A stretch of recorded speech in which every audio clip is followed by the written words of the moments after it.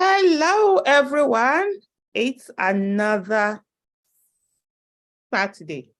Let me see if this is quite clear. Okay, let's get this done. It's another Saturday. We are here. Unfortunately, we're supposed to have Dele Farotimi join us today, but he's on transit. You know, his birthday was this week, was a few days ago, and he went to Las Vegas to just chill and relax. I'm so happy for him doing that. And unfortunately, he's on transit, and he thought he would purchase the internet Wi-Fi and be able to do this, but they just told him that he can only do what do you call it now? He can only do the what's it called now, texting. So he can't do call, he can't do talk and all of that. So we're postponing that to next week. So next week we're going to have Daily Pharaoh TV by the grace of God. So today you're left with only me. So it's just live with Aisha and anyone who is going to join. It's been a while. A lot of things are going on. Let me go off and put out the Zoom link there. Yeah, there are people already on YouTube watching, so it's a pleasure.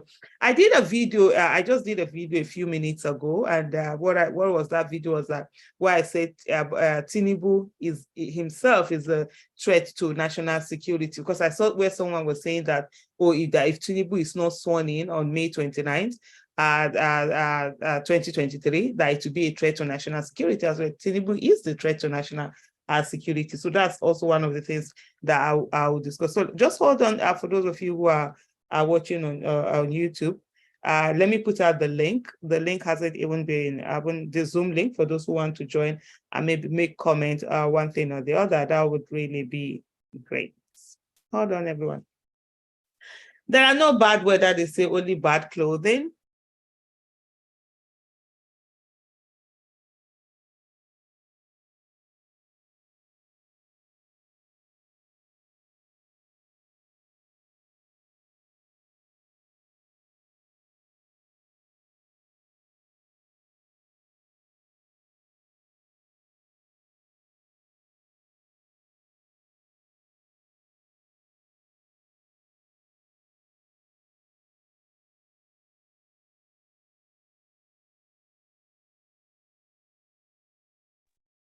Yeah, so what I'm trying to do, I'm trying to copy the link and actually go to YouTube and put it there. So I'm going to put out the link right now. So let's have this discussion and see where we take it up to.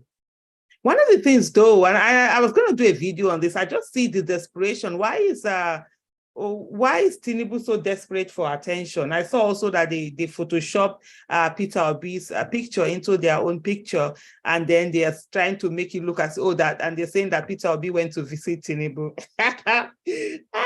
Please, in your dreams. So what's this whole thing about trying to get acceptance and stuff like that? I don't get it really. Yeah, so there is it. There it is. Okay, pinned. Yeah, I've done what I wanted to do. So yes, we are back on. I've put out the Zoom link there if you want to join and have part of the conversation. Let's talk right now. I'm alone here, so let's have a conversation. And of course, if you also want to put the question there, well done. Hello, Felix. Oh, Felix Deepo, it's always a pleasure seeing you. That reminds me, there's a message I saw your message the other day. I was supposed to write to you. I keep saying, oh my goodness, I keep forgetting. I'm so sorry about that. Alban, Olukayo, Day, Festus, all of you, Bonaventure, Anthony, Sunshine, it's a pleasure having you on today. So the conversation, like I said earlier, for those of you who are just joining, we're supposed to have Dele Farotimi as our guest today. Unfortunately, he's currently on transit. He thought he would be able to use Wi-Fi and do this, but it has not happened. That hasn't happened because they say it's only chat. He can chat. So he's promised to be here next week. He's promised to be here next week by the grace of God. So we'll see that. We'll have that coming. We have someone here who has joined Equity Peters. Hello and well done. So like I was saying earlier, it's really, I don't know what's going on. I think it's this whole thing of needing acceptance. Leadership is all about acceptance. People give up of their sovereignty, of their freedom, and and sort of like, and give it to and invest it in the state. And so without the people, without the acceptance of the people, there's no how that you're going to be the leader of the people. It's as simple as that. You can't be the leader of the people when they do not accept you.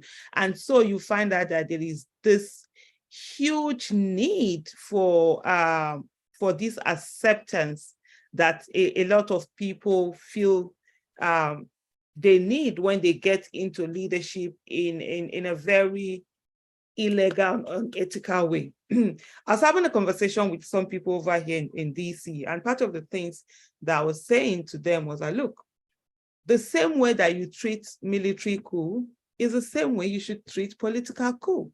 You cannot have a situation whereby someone is stealing from the people, kill people to get into office, deny people the right to vote, refuse free, fair, credible election, commit all sorts of criminality, even murder to get to office.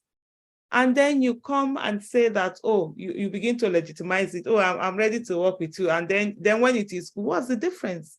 There's no difference. This is stealing.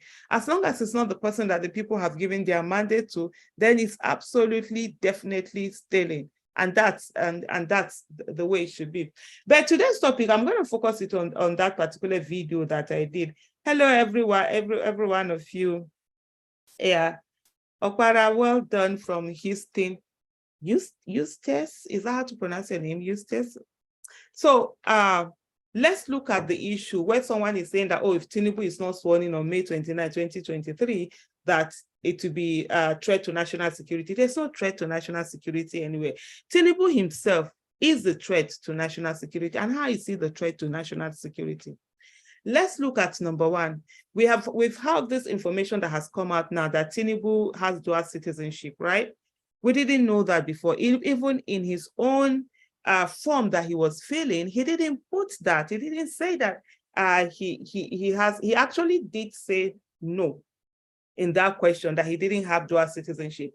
And beyond having dual citizenship, he has a diplomatic passport. So it's not just an ordinary passport. No, he's a diplomat in that country. So now you begin to ask yourself, where is Tinubu's loyalty?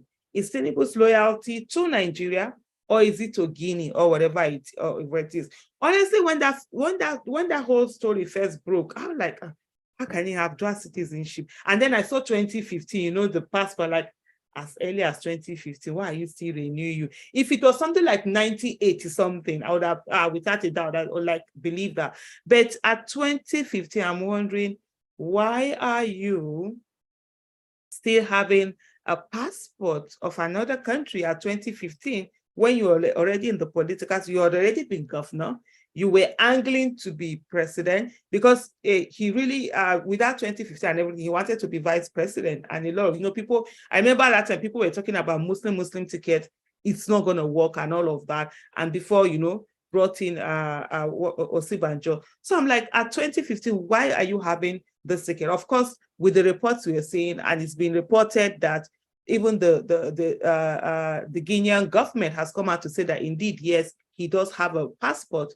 that belongs, that it's a diplomatic passport. So now you're asking yourself, where then is his loyalty? Who is he there for? Is he for Nigeria, or is he for Guinea, or is he for how many other countries? Probably he has passports of that we don't know. So that's one way that he is a threat to national security. Another thing also is the fact that with this whole drug issue, you understand, over the years, there's always been this drug thing hanging over Tinubu. Well, many of us didn't pay attention, or we feel, for me, sometimes because people say a lot of things. There are a lot of things out there in the public. The moment someone is in public, they will say all sorts of things. They will try to bring you down. Now, some of them are right. Some of them are actually just falsehood, just to smear you. And so we just put it in one of those things, sharp.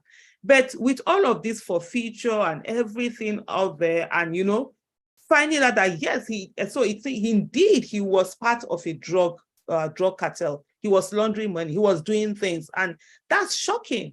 So if you have that kind of a person in office, first of all, it's going to smear every Nigeria. As long as anybody out of the world is concerned, you are all drug dealers. As you're traveling, they're going to be checking you. And that's on the personal level to every one of us for people who travel. But on a national level is that a drug cartel is powerful. What is it that, how do I put it now? What is it that they're going to do, or what hold do they have over him that we don't know? What are other things about him that we don't even know yet that they know of? Because all of the recent someone is calling me. Unfortunately, I'm doing this live now. We'll talk later. So the thing is, you now begin to ask yourself, what are the different things about Tinubu that we don't know, that other people know, that they are not going to be using it against them? I'll give you an example. When this woman that was found, the former minister of finance, Kemi Adiosu, I think that was her name, but I remember the first name was Kemi. It was found that she did not do, she had fake NYC certificate. And people were like, oh, I said, look, people don't understand the danger of having somebody who has something corrupt. For me, I was really angry. What is NYC? Even she was brought in from abroad, she started work. The first time that they asked you to come and do work, I think she was in one state, whether I can't remember this, in the southwestern part of the country, where she had an appointment. I said, look, even if all you needed to say to them is that, look, I've not done my NYC before, take 1 year out. They can even post you to government office or whatever it is, but you go there, what does it take for you to now deliberately put yourself in a position where you'll be compromised, where people will threaten you? Only God knows how many threats, because people will use this thing as a blackmail. They will blackmail you and say, okay, you must do this, and that puts the whole country in danger. So it's the same thing also with this whole Tinubu thing. You don't even know how many other things about Tinubu that are out there that somebody will not be using against you, like, oh, okay, do this, do that. That in itself is a major security threat. It's a national security threat in it, that also. So people need to understand that. And then also on this issue of the fact that he is not in charge of his mental capacity. And for me, everything it's all about, I don't mock people over their sickness. I have my fair share of sicknesses. I deal with them all the time. People, you see me out there, you won't even know that. I've lived in pain for over 30-something years. And recently, it's worsened. I've had arthritis since I was 16, 17. That was when I was diagnosed with arthritis.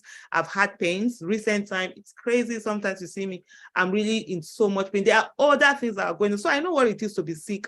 So I'm not going to be, sort of like denigrate someone or degrade someone because of their sickness. All of us, we are prone to sickness. And death has nothing to do with sickness. You can be hale and healthy today and you fall sick. You understand? But you cannot use when you know you're not capable and try to truncate the lives of over 200 million people just for your own selfish ambition. That even when Tinubu had won his, what do you call it now? The primaries, people were like, oh, this is political, whatever. I said, no, there's nothing political, whatever about it. It's just bloody selfishness.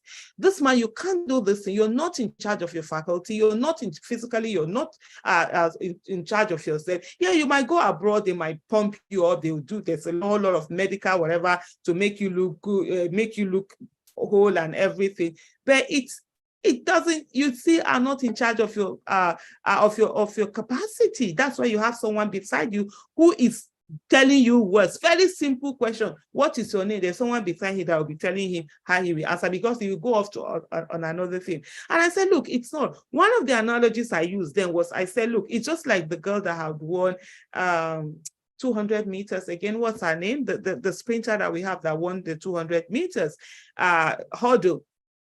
And I said, it just imagine me now, because I have the capacity or the connection or whatever. I will not decide. I will not decide. What's that girl's name again? I'm very poor with names. That's one thing with me. Even my name, if I don't hear it, I might even forget. And then I decide that, because I have connection, then I'll go and put myself, I'll be the one to run for Nigeria. I will not allow her to run. Meanwhile, with my arthritis and everything that I can barely run, then I'll go there and say, so that I'll be able to say that, oh, I represented Nigeria on this thing. That's not being smart. That's being wicked. because I've denied a whole nation the opportunity to win a medal just because I have opportunity to be there. Then I'll now put myself there. That's what he did. And so you have someone who does not have his mental capacity together. He really can't do a lot of things. He can't speak for himself. And what happens? He wants to lead the people. What are the things that are going to be signed that we don't know are going to be signed? How much of Nigeria is he going to sell? We already saw Buhari where everybody was Lord and Master and doing all sorts of things. And this one comes, so we give him everything, he will just be signing because guy cannot think, guy cannot read and comprehend, he's off. And they'll put all sorts of things. How much you're going to endanger 200 and something million people just because of some selfish thing? So please, not swearing Tinubu in. It's not the one that they will say it's a national security. Tinubu himself is the national, is a threat to national security. And the courts really need to do something, because at this stage now, the way we are going, it's not going to be like, oh, at the end of the day, if by the time the election is winning is upturned or something like that, then we now have to change. May 29 will no longer be the swearing in day of the president, because there's going to be a change. It's absurd. Certain things should be done. Certain things should be done way before. All of these things should, petitions and whatever should all be done before the inauguration day, so that we are getting this thing over and done and sorted with. If we need to do election earlier, let's do it earlier so that we have the time to get all of this done and taken out. This person has a drug case, forfeited.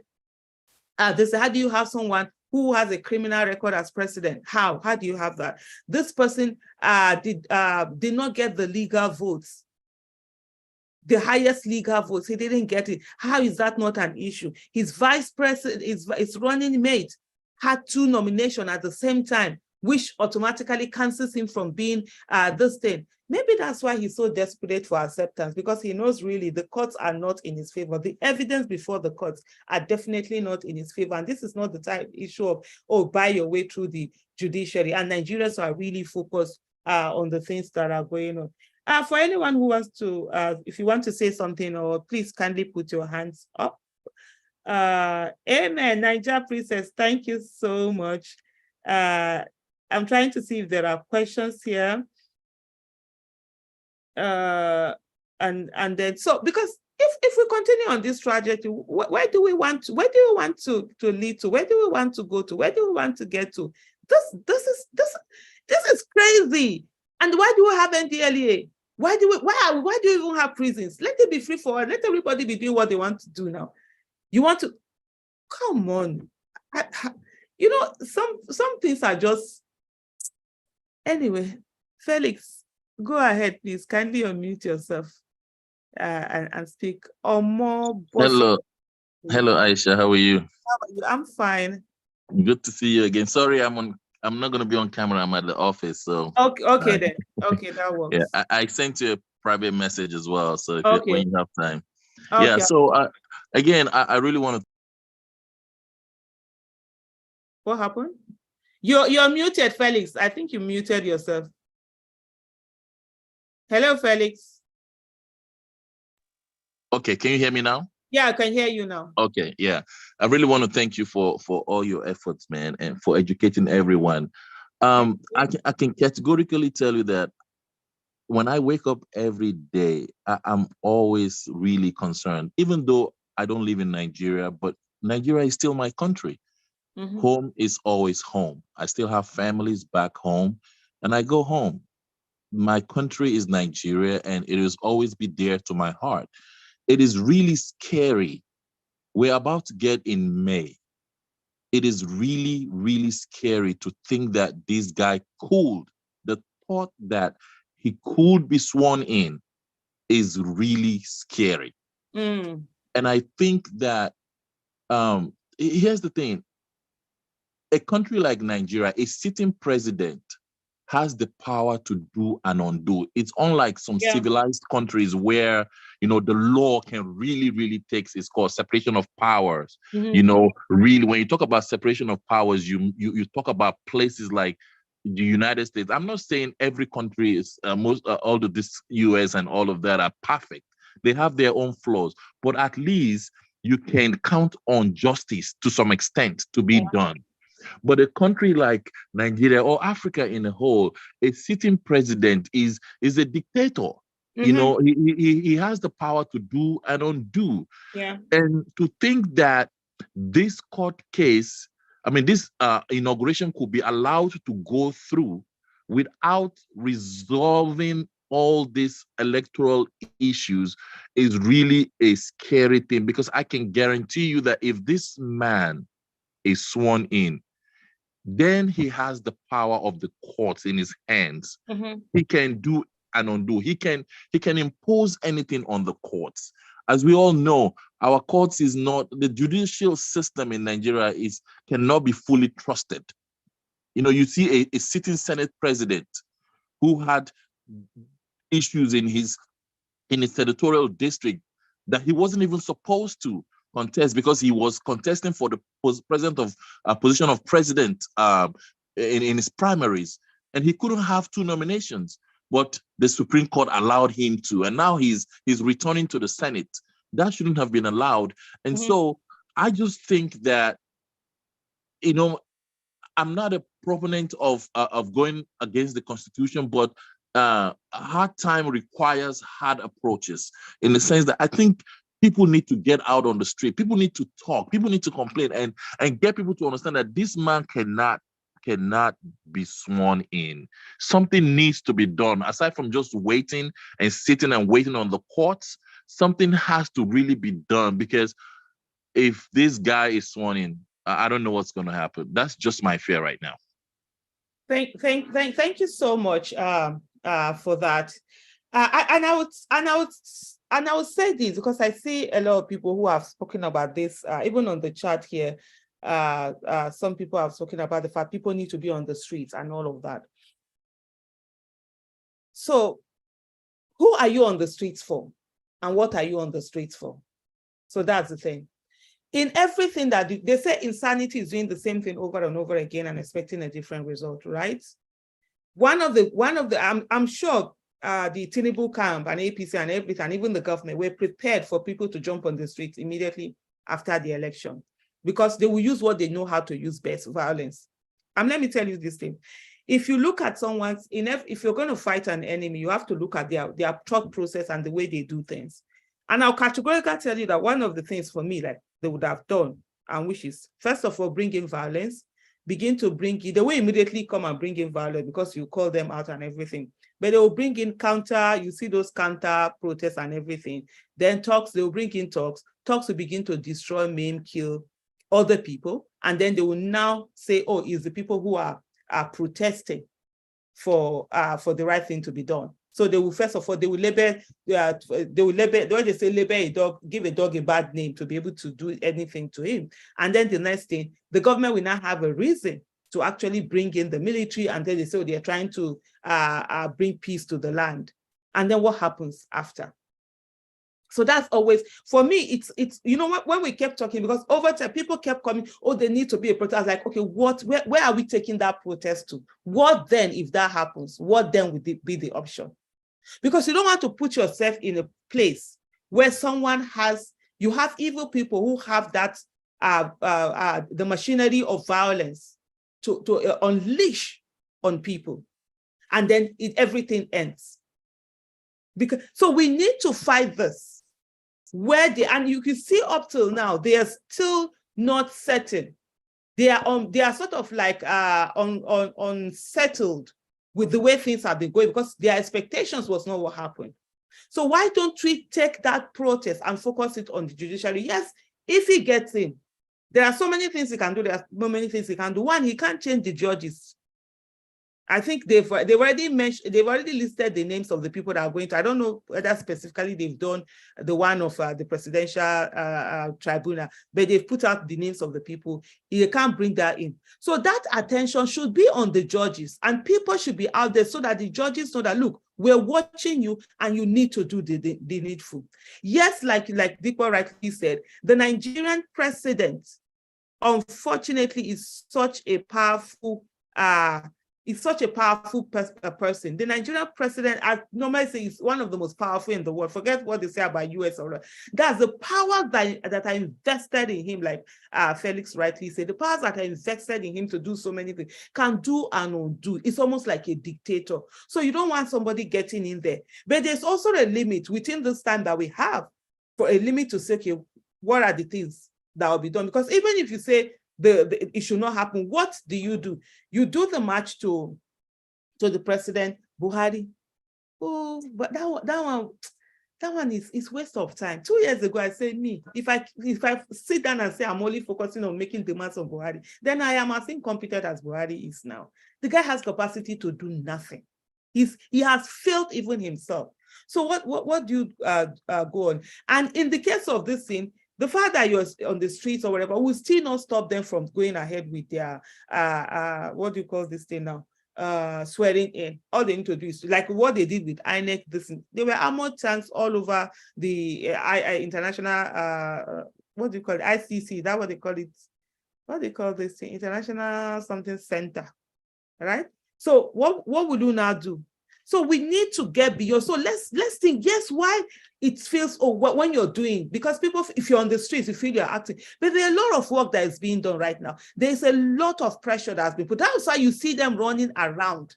And I can tell you, the reason why I can tell you they are running around, because I've gotten message, there are some people from APC district, I've got some, true, they are using family members and whatever to say that, don't be one, I don't want to be that, don't be hard on Tinubu and whatever. I'm like, really? So you people are thinking, oh, you are looking for people not to be hard on Tinubu if he gets on, but you're not thinking of him, or either giving good governance or whatever. You understand? So they're trying to work on that. And you see recently also what they tried to do with this photoshopping of Peter Obi, saying that Peter Obi visited Tinubu, is just trying to get that legitimacy. You could see that. So they are unsettled.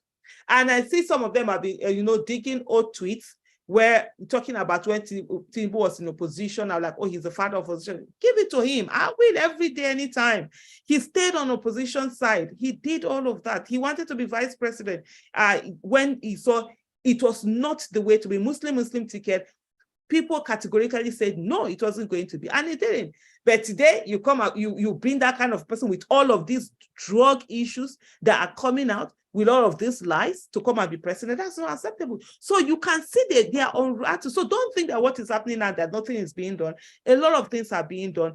They are out there trying to get that legitimate. So let's focus. Let's put that attention on that judiciary, that even if he gets in, you will get in, you will still get out, because the real owner of that seat needs to get it. And I love what's happening, how people are so focused on the judiciary. And normally before, we don't focus on it. We allow politicians to go ahead and do that. Omobosola, I hope I pronounced that right. Please go ahead and unmute yourself. Also kindly put on your camera so that we are able to spotlight you and you'll be in this thing.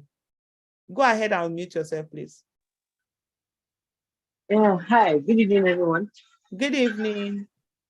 Yeah, thanks for having me. Yes, so personally speaking, I think we've come a long way from where we started. I would like to encourage every Nigerian out there that feel despaired. During the electoral process, we changed the narrative. We didn't expect this to be easy, but the beginning of a new order. I call this the new order, in fact, because now people are more involved. People are more personally concerned, and that's one thing our democracy have lacked since 1999, because the foundation of our democracy was toppled in 1993, and this is the generation that grew up. For me, I would say this is the generation. A whole lot of us grew up in the democracy, not military rule. I mean, the younger generation that went out there now to say, you know what, we're going to sit down and get our PVC. We could do this because a whole lot of us are entrepreneurs. 9 to 5, but we have the energy. So we went over and over again to those local governments to say, give us the PVC. You said if you get a PVC, you're going to do the right thing, right? I know. Do your part. Give us the PVC. We even raised funds for people to get their PVC. Now, this is another phase. From the experience of what happened in 2020 and SARS, that's why I would be of the narrative, and I'm agreeing with you, Aisha, that we should we should protect ourselves. In fact, we didn't give them what they expected. They were expecting that kind of agitation, protest that they could easily turn into riots, and they will change the narrative. And by now, CNN and Al Jazeera will just be placating us as Nigerians that don't know what they want, that are violent people. But we didn't give them that chance. Now everybody sees us and they know we've been cheated. A mandate has been stolen from us. We've been able to focus on the issue because all they expected was go to court, the next day we eat the street. We didn't eat the street. Instead, we are eating them in the right places. We are telling them, judiciary, see, you are the third arm of the government for a reason. You're supposed to interpret the constitution. You understand? And now, if you're supposed to interpret the constitution, are you people not tired? Are you people not tired of being undermined? A federal judge should be as relevant as a senator or House of Rep member. You understand? In other countries, we know how important these people are. You guys have been undermined, you guys have been politicized, and more or less rendered useless. The courts from all levels, in the last few months, I've had to read up and understand that the courts from all levels have been undermined over the years. Are you people not tired? You guys go to school for 5 to 6 years, which was actually 7 years, 8 years, and are you guys not ready to do your whole part? Because there's a reason why you are a part of the administration, a part of government, a part of the system. Now, we are telling them to wake up and do their part. How they're going to go about it, we really can't predict, but we are focusing on the issue. Now, part of what we should actually look into right now is this tribunal that wants to start in the next few days. How can we participate? How can we put this out there to the whole world? Politicians have been going around and they should televise this. I personally watched Kenya tribunal, and they finished this before they finished what happened with Ruto and Odenga within weeks before swearing in. So Nigerian judiciary can do this. We just need to sit down with them. If they decide not to do it, we need to put it out there to the whole world that see these guys. They're giving them the chance to actually redeem themselves, and they are negating, they are misusing this opportunity all over again. So that's why I would like to ask Aisha, from you from the inside over there, what are the ways in which we can actually facilitate? Apart from Twitter, I know funds are being raised for individuals to be able to go to the courtroom and support. Is there any hope that this process will be televised? What's going on the inside? A lot of us are just anxious, and if we have information, we can actually help from our own part, from our own point of view, and with the little we have. Thank you so much. I think you've just summarized everything. I mean, what we should be focusing on. And thank you so much for really participating in this electoral process. I mean, for me, everything, you guys have been so amazing, so inspirational. You have decided to no longer stay away from politics. You have decided to participate in it, and you can see the difference that you all have made in the electoral process. On the issue of the judiciary itself, yes, there has been talk for it to be televised. That's something that we really need to put pressure on the judiciary to do the needful. And I love what you said in terms of the judiciary should know that they also are an arm of government, and they should not allow themselves to be toyed and played with as if they are nothing. They are the ones who interpret laws, and they're even the ones, they can even in a way make laws, because it is what they interpret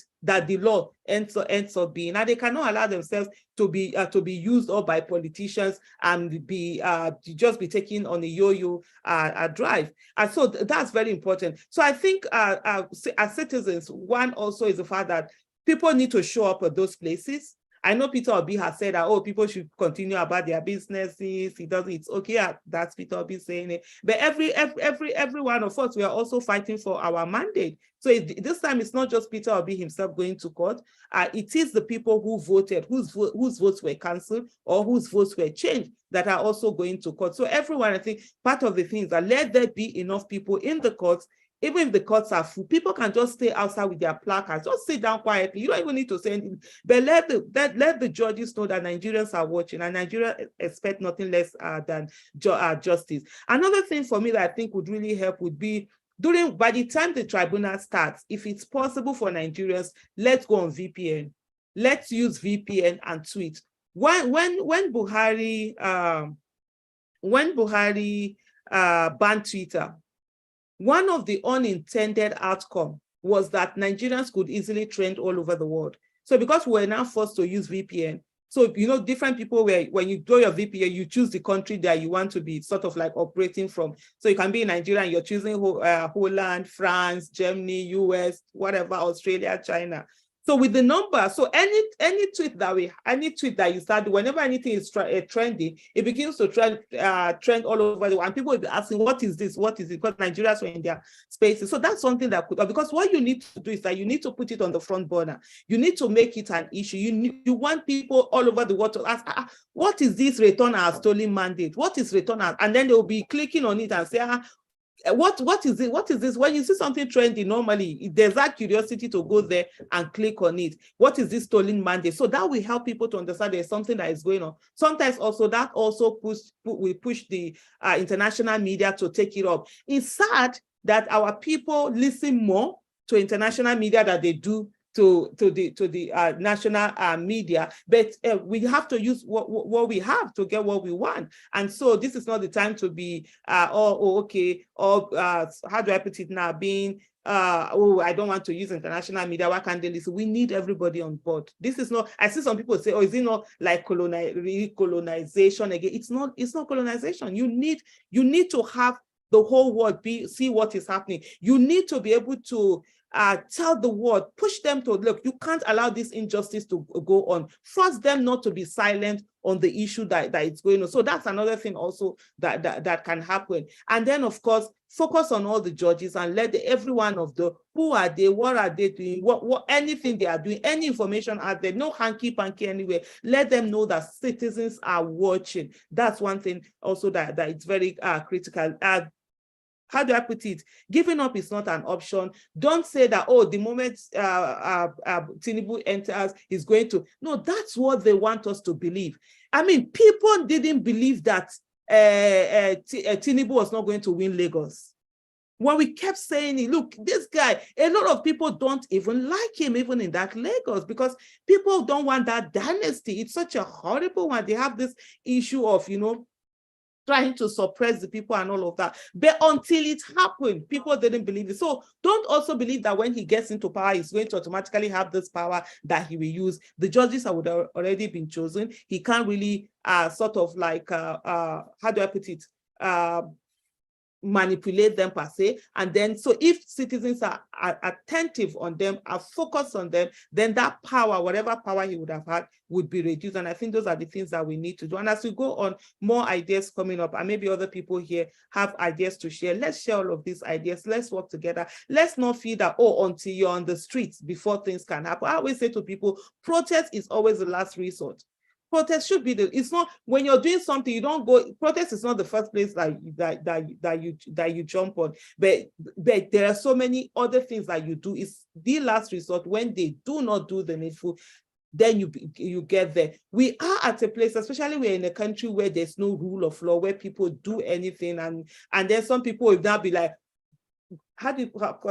golden people, sort of like trying to push them. No, everything that has to be done must be done in a strategic manner.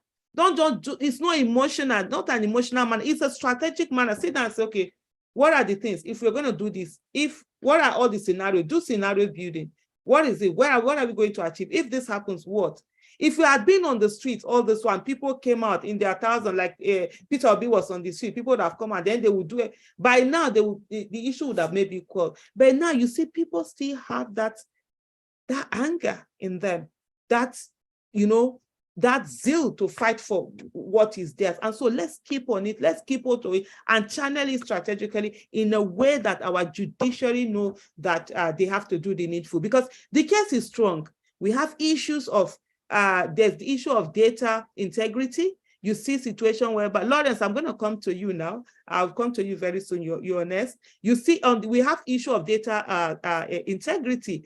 The data that has been brought out, the numbers that were given to Tinubu they are not the legal votes. And we've seen on this show where they've explained to us what legal votes are, the process that has to be gone for you to have legal votes. Even on IREF, you find states like Rivers State, where even on IREF, Peter Obi got more votes than Tinubu. So Peter Obi won on the IREF, the result that INEC itself submitted, transmitted to IREF. Peter Obi won. So what is the result that they were now calling out on this thing? You have places where you can see the evidence, you can see the mutilation, you can see. So there are so many of these things that you go on. It's not the one that it's based on interpretation. So there's issue of, and one of the things that our judges have used is to hide behind interpretation and technicalities. But this case, other than the one of the 25% FCT, which personally to me, I don't even hold on to that as an issue or whatever, because that's the one that is dependent on the interpretation of the judges, and whatever they interpret, that's it. There's nothing you can do about it. But that's just one part of it. The main part, so that's why for me, I don't even focus on that one. The things that I focus on, one, Tinubu did not get the legal votes. We'll go there, go and bring those things. And let's not forget also, there are results that have not yet been uploaded. Why have they not been uploaded? Is it because they know overwhelmingly that it favors Peter Obi, that they have refused to upload it, or why? So these are the things we focus on. Say, upload those results. We need to see all of those results. And with the results, Peter Obi can clearly show that he led. Even the places, that's why places like Lagos, Adamawa, let me even put Adama aside, Lagos Plateau, where he won, we're like, no, those are not the results, because the margin is quite way different than what they put. Edo State, Adamawa, all of those things. So there are so many states, and we've seen even in Adamawa where from one local government where they say he got, is it like 100 and something, one ward alone gave him over 5,000. So what is happening? So these are the things that we're questioning. So there is so much evidence. Based on evidence in the courts is where we're going to be working for, not just working for, waiting for the interpretation of judges. Hello, Lawrence. Well done and welcome. Okay. Can you unmute yourself, please? We can't hear you yet. Okay. Okay, you can hear me now. Yes, we can hear you now. Yes, Aisha, I just wanted to thank you for the wonderful, wonderful work you have been doing. I've been following you. This is my first time being live with you. I'm joining you from Long Island in New York. Oh, okay. And I just wanted to thank you for the fantastic work you have been doing and have been helping us. We participate in our own way, but you are keeping us all alive. So I just wanted to thank you and thank God for you. And there is other dimension that you brought into the discussion, coming from where you come from in Nigeria, because everything, it comes to politics being local, coming from the North, you speak. I'm not from the North, by the way. I see that people making that mistake. I'm from Edo State. Edo State? Yeah. Oh, great. But what if, I'm sorry to, I'm born and brought. No, it's just that people I just correct it. Yeah, I was born and brought up in Kano. In Kano. Yeah. In America, that's where you're from. Yeah, but the Nigerian context, I know, yes. Legally. But your point of being strategic is clearly what I have always tell people. Don't go out there and argue emotionally. I tell my children, give people the facts. The fight might be painful, but give them the facts. So what you and others have shown us and make me proud is that you always come there, not with emotion, but with facts. Even in today's discussion, the way you put at it, the lady that finished speaking before me, it's all about facts. Let's go after judiciary. Let us not be marching on the street. In New York, when the Jews have an issue, you never see them protest. All what they do is go to their groups, strategize, and one person will be going after the governor. And that is how results get done for them. That is what we need here. We need to be strategic. We need to know the names of all the judges that are going to participate. We're going to let them know that, look, this is not about you. I tell people at this point, I'm 50-something years old. It is no longer my issue. It is my children, any person who is under 40. This is their life. So we have to let these judges know, yeah, if you make a wrong decision now, it will affect generation of your lineage. You know, let them see that it is not about money. All the governors who collected money from Tinubu and his group, you know, and sold their states, you know, inside them, like the governor of River State, inside him, he is dying for what he has done. So we have to call them out, constantly call them out. You, the younger generation, thank you so much for being wiser than my group. You know, my group, we are always, okay, let's see, maybe next time. No, this is the time. Anything has to happen now. So however we could support you, we will continue to do what we can behind the scene to support you, Aisha, and the rest of you guys who are using your microphone and doing the work you are doing intelligently, strategically, and your followers are listening to you. I am one of your followers, I must say to you, you know, thank you so much. And I thank you for focusing on the judiciary. That is where the game is now. Thank you so much. Thank you so much for being part of this program. Live with Aisha holds every Saturday at 6 p.m. Nigerian time. It's a pleasure having you on here. Thank you so much. And I think that's one of, like you rightly said, strategy is everything. Being on the street might give you adrenaline. It makes you feel you're doing something, but at the end of the day, you have to ask yourself, what are you going to get out of it? So if it strategically does not match, then it's really, there's no need dissipating energy there. And always, it's not one thing, don't always do what is expected. We heard what Omobosola said. They expected that people would just be on the street, and it has thrown them off. That's the way it should. It has to be a strategy. And one of the things also we almost understand is that Nigerians have always advocated to the legislative arm of government and also the executive, but we've never focused on the judiciary. Yes. So this is the time for us to really focus on that judiciary and let them know that they have no option, they have no choice other than to do justice, that the judiciary must be the last resort of the common man and not the last resort of politicians. And so if we do that, stay focused, they will know that it's no longer business as usual, it's now business unusual, where citizens are focused in what is happening during petition tribunal hearings on election matters, not before. Because before we just now them now is between them, so nobody cares. This one is no longer now them. This one is now we and them, now then and we. So everybody is invested. So thank you so much, Mr. Lawrence, for being part of it. Thank you. God bless you. Long Island, that actually reminds me of, there's one lady, one Long Island medium and all of that. Okay. Yeah, normally there's a show. And also Hoboken. I think Hoboken is Hoboken is in New Jersey. Okay, it's another state. But in Hoboken is yes. Okay, I would say that Hoboken. There's one guy that does a bakery there, Carlos Bakery. I need to go there and eat those things. I don't mind adding 10 kg eating those things. But anyway, that's on the lighter side. Thank you so much for joining us today. Thank you. Well done. So we're going to go to, well done. Thank you so much. We're going to go to Joe now. Yeah, I think Joe, you're next, please. Kindly unmute yourself. Yeah, Aisha, good evening. Good evening. Second time you talk. Why are we having Akadas today? The last one, Mr. Lawrence, now book full bag. You matter. The last time, this is the second time I'm being live on your program. Oh, it's a pleasure having you. Thank you. You're doing very well. Thank you very much. Thank you. The thought of this man taking over on the 29th is really scary. I must confess.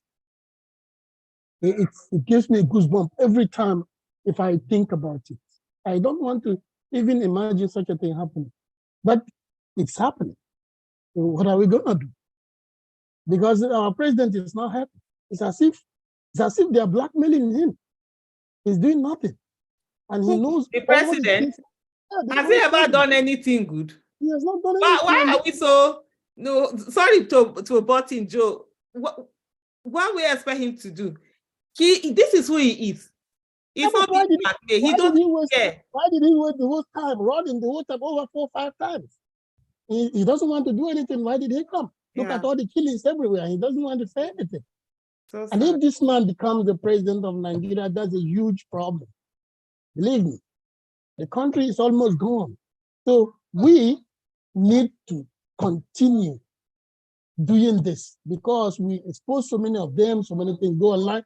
And I think going further, I think the obedience, we should try to see if it's possible to build an app like a Twitter app where we can control the narratives and what we post. Like now, there are some things you post on Twitter, they'll block you up and they'll force you to delete it. I don't know why, but this is also trying to cage everybody. It's possible we have to build an app, or maybe call it the obedience app, so people can come in and bring information, because these things will reveal about these criminals.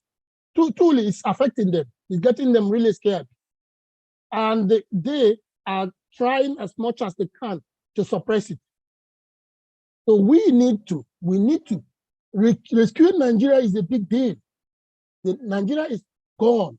And to bring it back, like Peter B always say, it's not going to be easy. We need to make this fight a strong one, take it up to them, find a way, a means that we can bring out information without anybody controlling it or suppressing it. At the moment, the judiciary must pay full attention on them, get their names and information, and we have to dig and get things about them so as to put it before them, and then they will be very careful on the decisions they want to make. Because I am scared of having Tinubu as a president of Nigeria. I'm really scared. Absolutely, Joe. It's really a scary thought to have somebody like that, especially with all the things that are coming out about him out there, and even the ones that we don't even know about. And so, one of the things that we must do is to take that fear and say, okay, what do we do?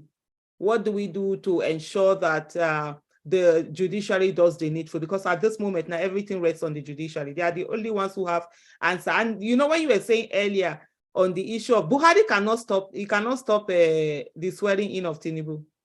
He can't. He doesn't have the constitutional right. No right. It is not the Buhari that will swear him in. It is the Chief Justice of the nation that will swear him in. So Buhari can't even do anything beyond the fact that Buhari is already incompetent and a failure on his own. Somebody that has not even been able to give himself a legacy. You understand? That has spent 12 years to enter office and just went there and just wondering, we are not counting weeks to the end. It's less than a month now. Or maybe it's 1 month, exactly 1 month today. For him to leave office, and he really wasted all those years. Why? He would have been better off if he didn't enter office. People will be regarding him as something, but now. So that's one thing. So the only place where there's something that needs to be is actually the judiciary, and so we must focus on that judiciary and make sure that the judiciary itself does the needful. So that's where we should put our attention. And yes, there is that fear, there is that anger. So what we do is to just put it together and say, how can we go? And are you talking about an app? That's something that's something that can come out for those who are tech savvy. I know there's different town hall apps and different things that have already been built. What can we do? While we are doing all of this, one of the things also that I don't want us to forget, I think we'll take another time to discuss this fully, is to say, what are the things we're doing? Yes, there's legislation going, a petition going on and all of that. We need to begin to say to ourselves, how many people do we want to send to the National Assembly come 2027? How many people do we want to be there? When I say people, not anyhow people, competent people that we know if they get there, they are going to speak for us, so that we begin to weed it out, so that the National Assembly does not become a place where people who are corrupt get to, people who are incompetent get to, people who are failure get to. See what happened in the Southeast. That's something that we should all be learning from, to stop all of these governors who had thought that the National Assembly is their retirement home. They were stopped. A good number of them, the inner man is that is still going all over the place, still crying and everything. So a good number of them from Southeast and South were stopped. How can we replicate that nationally? How can we begin to look at curate the people that we can send to the National Assembly, and then little by little begin to change the laws in there, so that this executive will wake up one day, the powers they think they have, they won't even have those powers anymore. Then we have laws that are more pro-Nigeria than pro-certain individuals. Thank you so much for joining me today, Joe. It's been a pleasure having you speak. And now there's a question that someone asked just now. And the person said, what about immunity?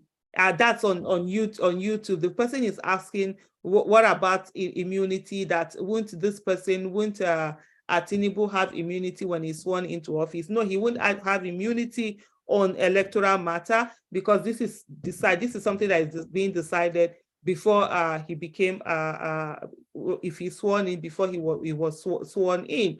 And so if they find out that he's not supposed to be, he will have to step down.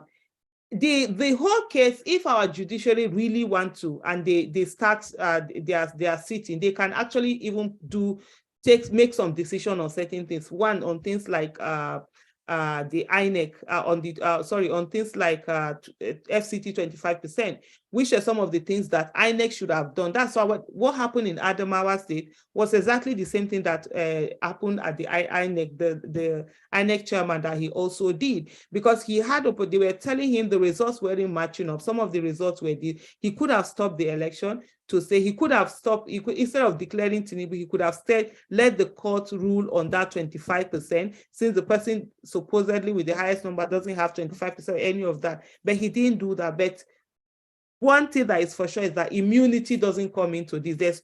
Nobody has immunity when it comes to electoral matters that are being decided. It is after someone is sworn into office that you can no longer do anything to do that. And I don't know whether anyone has gone to court, but people need to actually go to court on this issue of the dual citizenship and perjury, where they will have to check, since he lied under oath, that also is a reason to also disqualify him. On that one also. So these are some of the things that citizens can also go to the court and test that law, because if Peter Obi cannot, and other petitioners can no longer put that as part of their, what's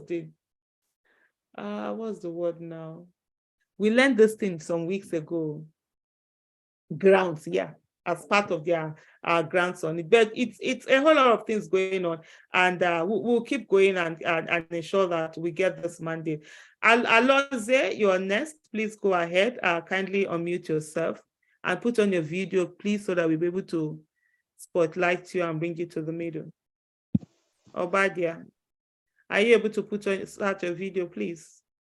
Okay.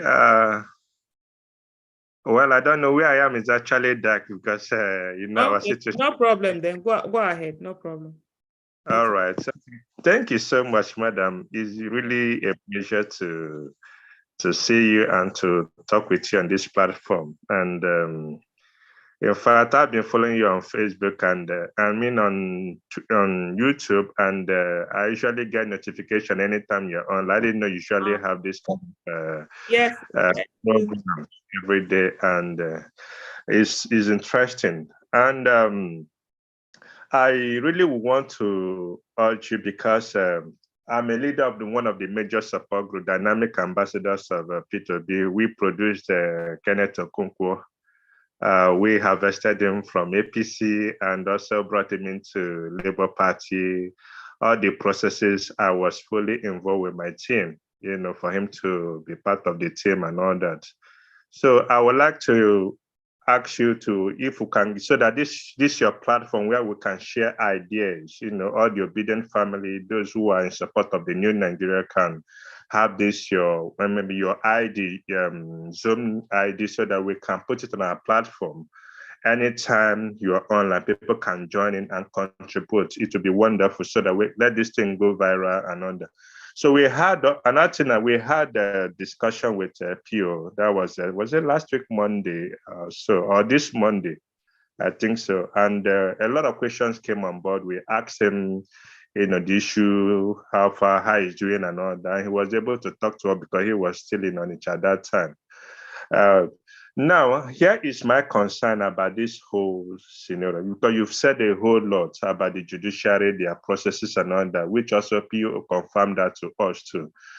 My concern is what will be done to these INEC officials that participating in falsifying this document. I know there were penalties, consequences for falsifying results, especially in Lagos State, Rivers State, and some other places where we had these issues.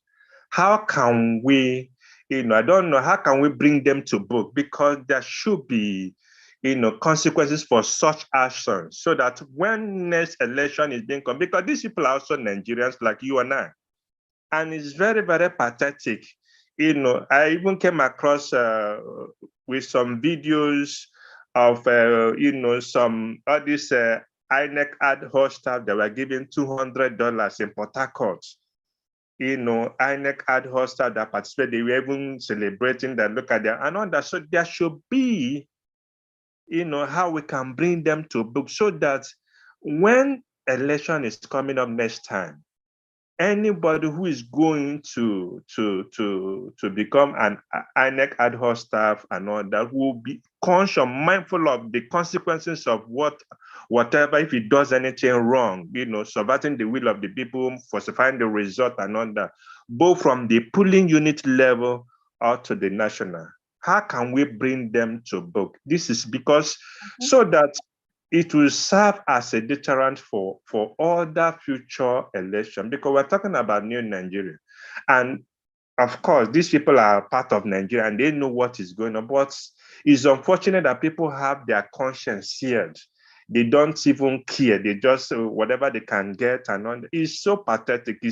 When I saw some of the, because with my position, we're able to get report from all our agents all over the country, because we have presence in all the 36 states and all that. So we are getting, situation report and all that. All manner of things is so pathetic.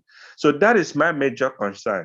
Outside this judiciary, tribunal, doing the needful and all that. But of course, to avoid this kind of a thing happening in the future, there should be consequences. That's my major concern. Thank you very much. And like I said, I'd like to get your contact if it's possible, so that anytime you are coming on, we can put it on our platform. People will join and contribute. Is family? Yes. Thank you so much. God bless you. Okay. Thank you so much for joining us, and also thank you so much for your kind words. Thank you. I do not take it for anything for granted. Like I always say to everyone. On the issue of persecution, so I was just trying to, I just had to get my electoral act. I was just trying to quickly check the parts where they talked about this thing. There is, the law already speaks on it, on the prosecution. Normally, INEC is the one that is supposed to do this. And the thing is that INEC has been given is the one with the authority to prosecute, I think. But the problem now that you have is that even the INEC itself is in collusion. So who is going to prosecute when even the chairman himself has done the wrong thing, when even INEC did not follow its own procedure, its own guidelines that it said it was going to do. So that's where the main problem is going to be. But the law has actually stated down on all the things that are criminal, and there are offenses, and people could be prosecuted about. All of these things that you're talking about, all of these people, normally that's what would normally happen with that. All of the people, this information gathered together, passed on to INEC. And I think it should still be done. Let's not say that, oh, because INEC is in collusion or it's not going to do the right thing, then people just leave. Let's put this in, let's put pressure on INEC to actually do that. So if you have the evidence, if you have all of this thing, collate them together, and let's send them to INEC, and let's also put pressure on them. Ordinarily, this is what INEC is supposed to be doing, going around to find out that any of its either ad hoc staff or main staff or people who were in charge who did not follow the process or who had committed one electoral offense or the other. The law is quite clear. I remember, because I've read this thing several times, but there's so many things when you now want to find the place. So actually, I know there are so many issues where they'll say, this one, if it's not done this way, it is an offense, and they'll actually put what is even the penalty for that offense or the sentence that will attach to it. There were quite a number of this in terms of people who decide not to do the right thing.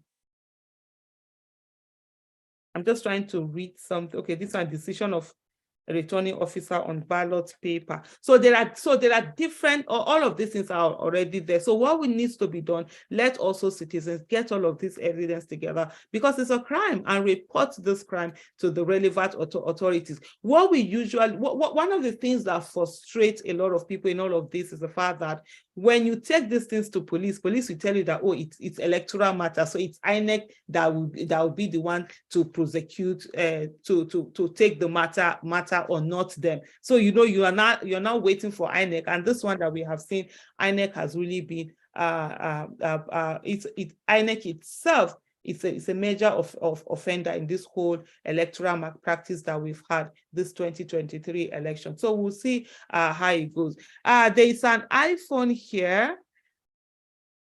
Normally like people to put their name, because that's how we allow renaming, but go ahead and unmute yourself. Let's hear from you.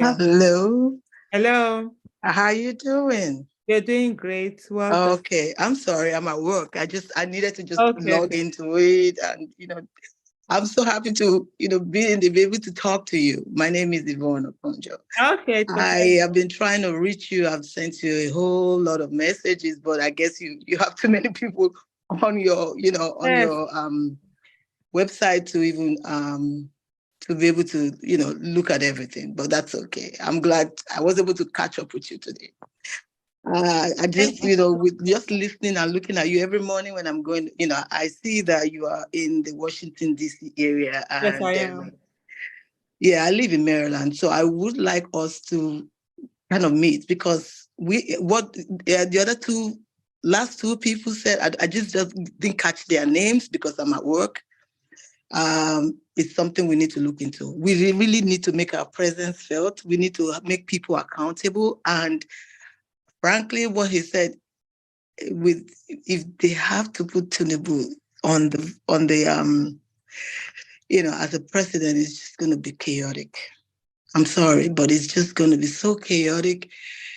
It just gives me the blues. Whenever I think about it, I just don't want to think to that point. But it's just taking us to the dark side or the dark end of, like we're going back in the dark ages. Mm-hmm. A whole lot of things will just be done without accounts to it. People's children are going to just get killed for no reason. You cannot talk. So many things are just going to go very, very, wrong,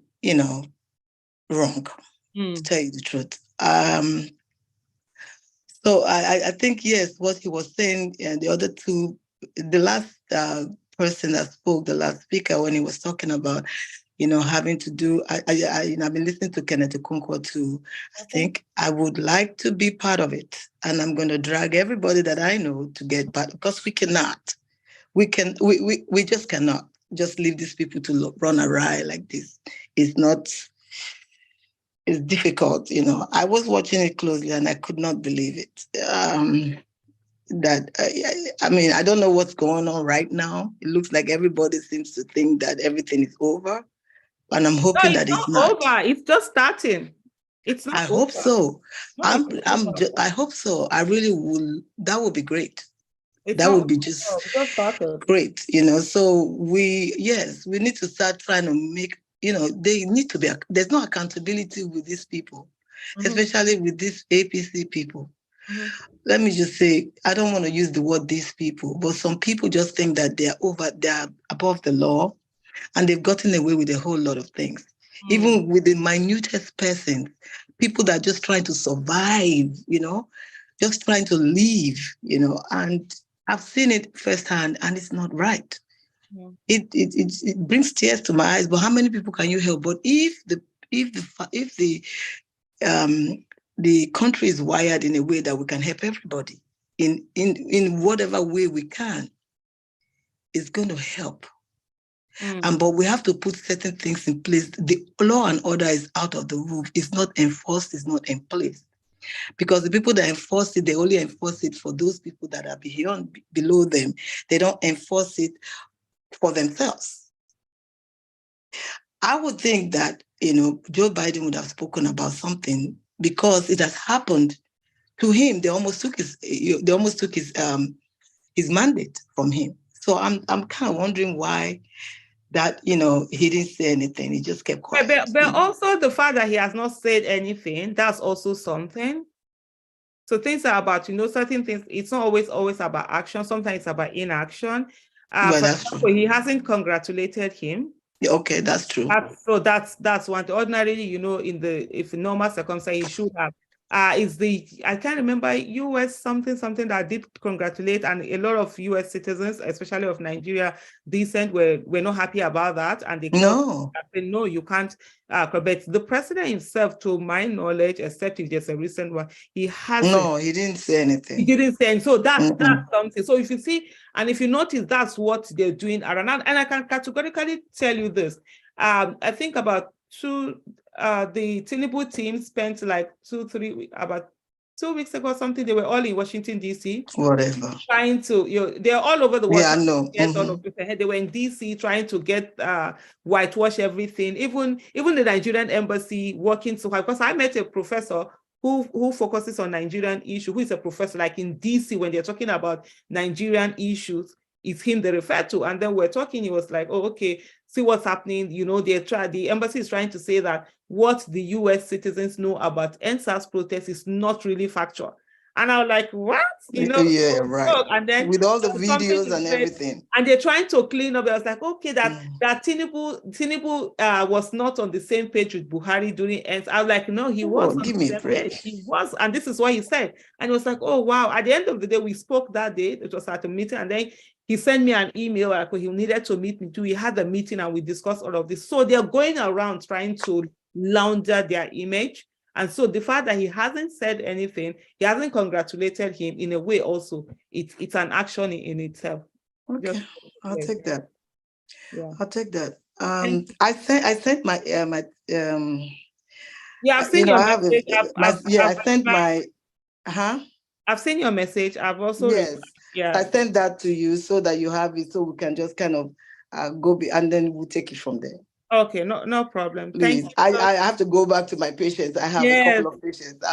Thank you so much. I appreciate you for joining. Thank you. Well done. Thank you. I really appreciate you. Thank you. Bye-bye. Thank you. So, and I'm also going to take a note from that, because you did say my website, someone is supposed to be monitoring my website. You are the second person who is telling me they sent me message and I've not received it. So I've sent that message to my to the person who is supposed to do that and say, what's happening? I'm getting people are telling me that my my website, there's no response from you. That shouldn't be at all. Oluwatosin, thank you for joining us.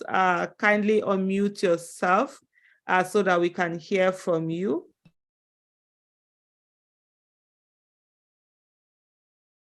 Oluwatosin. Yeah, can you hear me? Yes, I can hear you. Kindly go ahead and also start your video so that we can add you to the spotlight. Yeah, so I'm not sure. Let me this right quick. You're not sure how, or you're not sure you can? No, it's saying that unable to access your video. Hold on. I've just enabled that. No, I didn't stop video. You can just go to the video icon at the bottom and just put it. Yeah, I mean that's what I'm doing, but I'm not sure why it's saying this.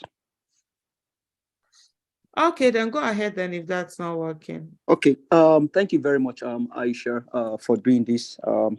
I think I was part of those that actually sent you a message on YouTube when you actually got here about doing this Zoom meeting, if you remember. But thank God you're doing this and then keeping the momentum going, that this whole thing doesn't have to die down. It was a stolen mandate and it needs to be returned back to the rightful owner. You don't know how much emotional, plus including lives taken because of this election, and somebody's going to sit in that office and thinks that he won the election after 88 people died. And then we have the story of a young man that killed himself in Plateau State, Jos, because he felt that his destiny has been stolen. And there's a story of a woman that also killed herself. That tells you to how much investment people actually put in this election. And then somebody is going to sit in that office after all of the racial profiling, all of the tribal bigotry and everything, to think that he represents us. I'm actually calling from here in Texas. So now to my question, Peter Obi obviously is in court. A lot of moving trains or here and there and things like that. Now, I don't want to sound like a broken record, but what trust can we place on this judiciary to do the right thing? Knowing fully well that even their own destiny is inch on this whole situation. Because whether you believe it or not, like Peter Obi will say, if Nigeria gets better, the Chief Justice Ariwola from my state enjoy from it. If it gets better, he eats from it. We've seen the case of Lawal, we've seen the case of Akpabio, and recently we've seen the case of for food, Fani Kayode and things like that, playing in this whole thing. What trust do we have in the sanctity of the judiciary to do the right thing? That's one part. And is LP or the obedient movement pushing to make sure that this whole thing is televised and make sure that people like us in diaspora are able to see the court and see how this whole thing plays out? Because I mean, we need to see. So the last person just mentioned about our president here, Joe Biden. Although he hasn't congratulated him yet, which we think is a winning on our side, and we obviously believe that he won't do that until this whole thing is settled. And because, like you said, 25% is enough to even throw this whole thing out of to even decide the case. 25% is enough to decide the case that, oh, you know what, you didn't make it, so you're not the president. But these guys are going on with this shenanigan and trying to do all of their nonsense. So if you can speak to that, but I mean, Mungai Sheki, thank you so much. I believe you're being able to get Choma Sarako, the Miang Kuka, the Kipi Denama, and Washington, D.C. We're trying. Okay. Thank you so much. Zamu Timoko, I mean, just tell us if you can send us your address. Zamu DHL, Miang Kuka, the Nama, the Kipi. Da chicken and now go the da gaske. Mun gaishe ki da Allah, mun gaishe ki sosai. Mun gaishe ki. Thank you so much. Thank you so much for that, Oluwa Tosin. And I think the question that you have raised, let me answer that question. And the issue is that, do we have any trust in the judiciary? No, we don't have any trust in the judiciary, and that's as simple as it is, because the judiciary has not taken its place, its constitutional place, as it should be. The judiciary has allowed itself to be the plaything of corrupt politicians, and unfortunately, in this country, most of the corrupt people that have actually gotten into office have been able to get there through the judiciary. Having said this, our business at this moment is not to trust the judiciary or not to trust the judiciary.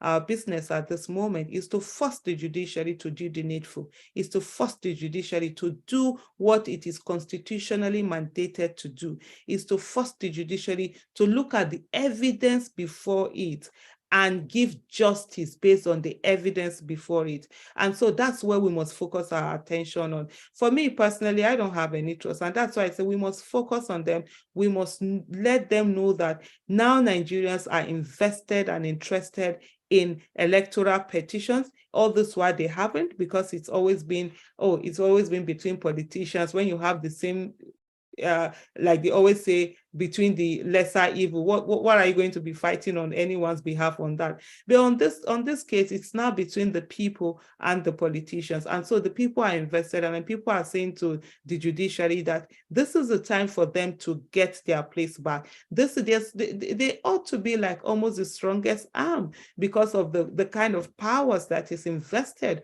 in the judiciary. And unfortunately, the ones we have, our Nigerian judiciary, have, like I said earlier, just made themselves to be playthings, toys, and being toyed and being, treated anyhow by politicians who should be afraid of them. The judiciary should feel pained and be ashamed of the fact that corrupt politicians will mock citizens and say, go to court, because they know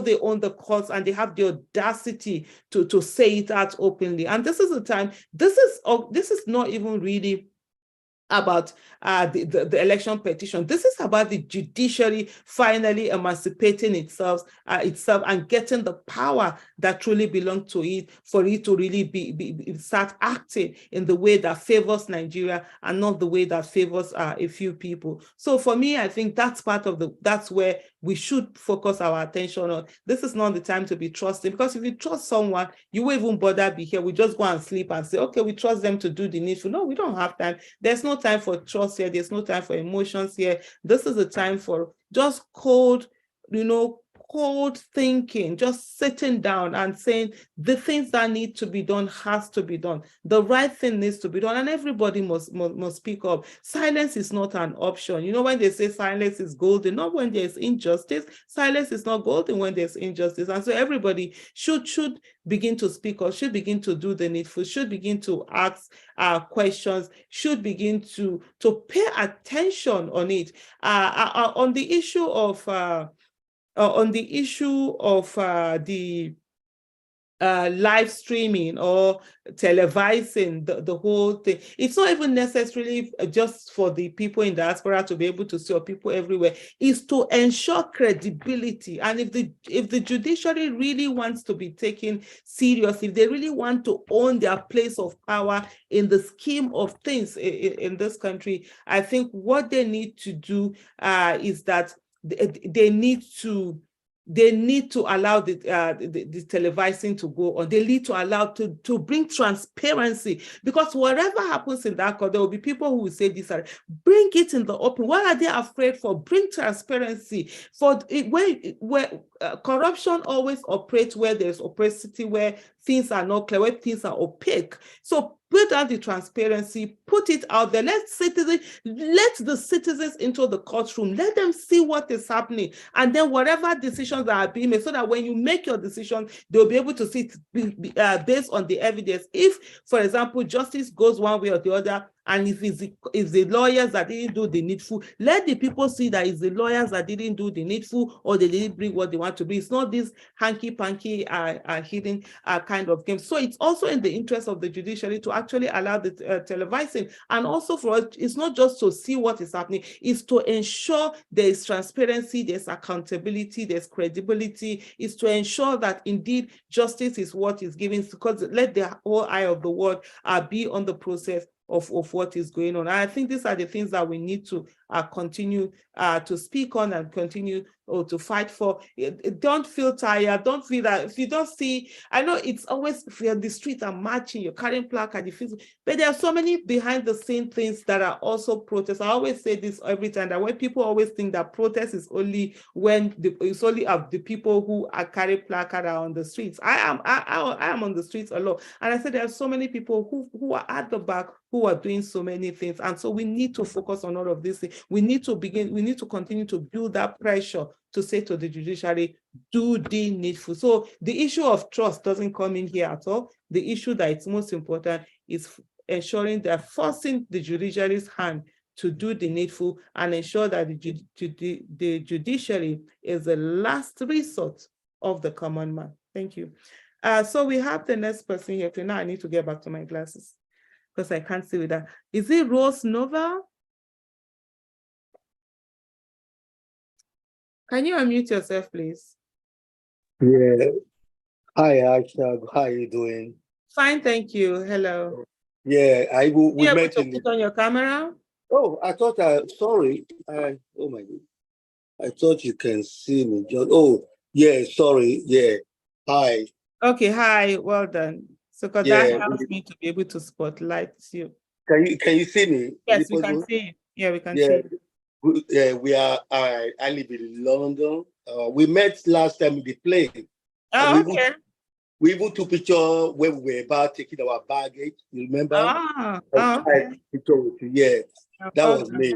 I was going to Nigeria just because of the election.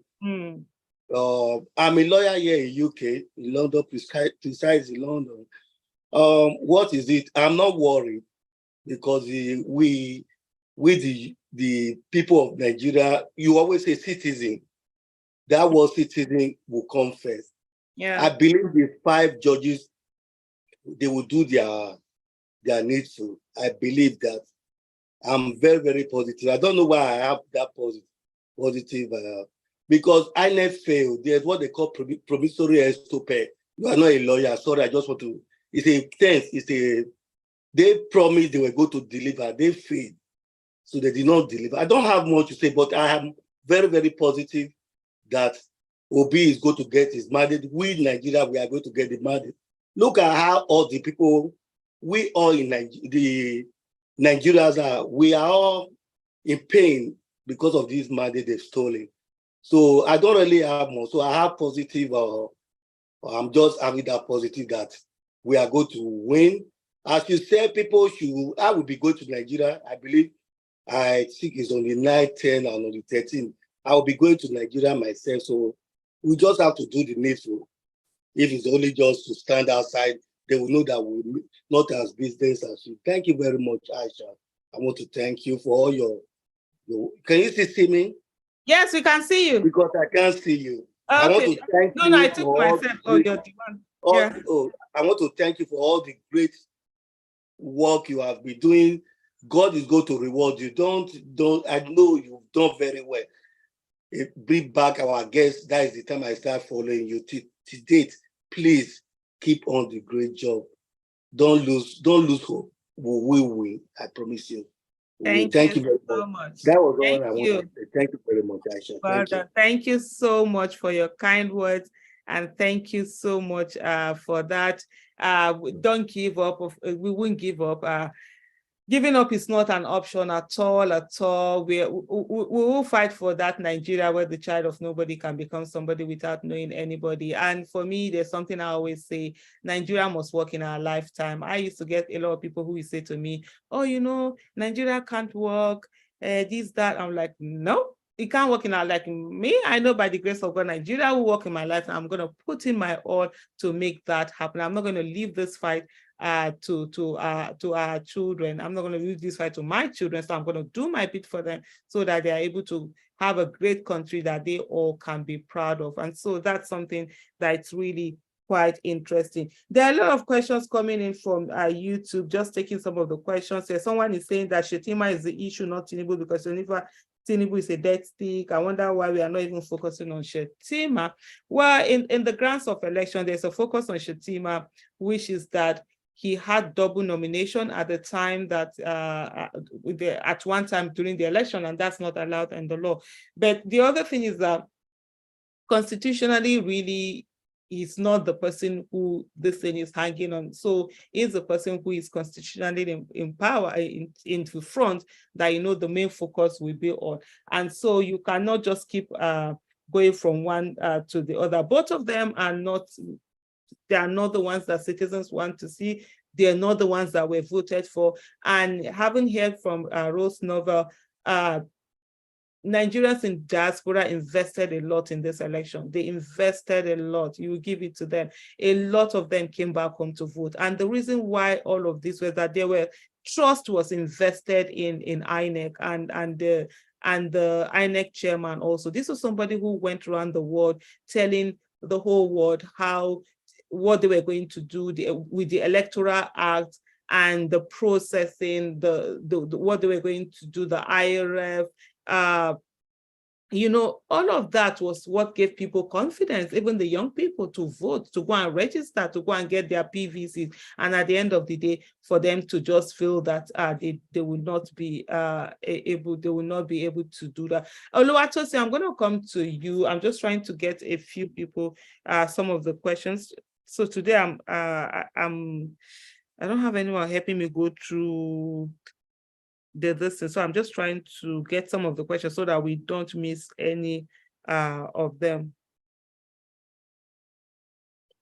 And just some people just feel that there's no vacuum in power advantage. Just for me to put this as an answer, that the fact that even if Tinubu is not sworn in on May 29th, if, for example, the courts are able to sit and pass a judgment that stops him being sworn in May 29th, Buhari will still have to leave because his tenure is done. And then, of course, what we now have, I think that will be the Senate president will for a while be the one in charge, and then president. And I don't know whether the speaker becomes vice, how it works. So that's why if you always notice, and maybe these are something that people might not notice, it's not the same day. It's not on the 29th of May that all of them are sworn into office, both executive arm and the legislative arm. Those ones, I think that is around June or something. So in case of things like this, so it's not as if, we will not sit down, that we won't have anybody that will be in office. I'll just added that anyway. Hello, Oluwatosin. Go ahead and unmute yourself, please. Yes, I am. Aisha, sorry to. So my request is going to be, there's this family called Naija Watch Family that has been supporting Peter Obi since last year. Even up until now, they are still in support of Peter Obi. I was just wondering if an invitation is extended to you, are you able to honor their invitation and come speak to that family, because they have a large base also of people that listen to them and then support Peter Obi? Okay, so what's this? Something you said is what? So it's called the Naija Watch Family. Yeah. They support Peter Obi, so they're trying to see if you can come on their platform to come answer some questions, for maybe have a chat with them on that platform, if that's possible. Yeah, it's possible. It depends on my schedule and this thing. So I think what I'm just going to do here, I'm just going to put a number out here. Let them reach out to my assistant. So okay. She knows what my schedule are and the timing also. So because I'm like right now, it's what time? It's 2:31. I'm in DC. And then so sometimes people are giving you invitation that will make you wake up at 3 a.m. I can't do that. I'm also doing a research. There's someone who asked a question just now on YouTube that when am I coming back? I'm coming back in August by the grace of God. That's when my fellowship will be ending. I'm actually here on a fellowship. So that's no problem. So let me just put that number out there so people will see it. Reach out. That's my, hold on, let me do it now. If I leave this place now, I will not remember. Okay, I'm just trying to put it down here. That's 0704, yeah, 700 9222. Yep, that's the number you can reach my assistant on. And so it's even better reaching out to her than trying to call me directly, especially if you're sending WhatsApp message. Most of them, I don't even get them now because my numbers, it's unbelievable. The messages, all the groups that were formed during the election, I like literally almost like if I'm not in at least 50 groups. So messages are coming out there. People are sending, and then some will want to send you personal message. So if I'm not holding my phone, when your message comes in, I don't get to see it. I'm even thinking of removing myself from WhatsApp because I'm now missing important messages because a lot of other messages happening. So yeah, let them go ahead. It's something, only thing for me that has to do with let's discuss Nigeria and how to move our nation forward. I'm in there. We'll talk the talk. So that's it from Oluwatosin. Before we round up, do we have anyone? We don't have any hands that are up here. Let me see. Any question? Maybe there are questions that I've missed. I don't know about that. But I think, like I was saying earlier, Nigerians in diaspora really invested a lot into this election, and I'm so glad with the fact that they're really not keeping quiet. There have been a series of, they've done their protests, even in DC, they've done their meetings, they are meeting and doing a whole lot of things. There's one also that will be coming up in Chicago. Washington did their own. I think next week or thereabout, there's going to be another one in Washington. London too are doing one thing or the other. So citizens are really very invested. And I see the Nigerians, there's this visa ban. They're really working on getting a lot of people on visa ban. So that you don't just go and destroy the country and then you leave it and go and stay in another man's country and be enjoying yourself. I've been in Washington, DC since August 4th. Yeah. No, sorry, since March 4th. I was actually supposed to do this program in October, but when Peter Obi came out, and I was supposed to do it October to March.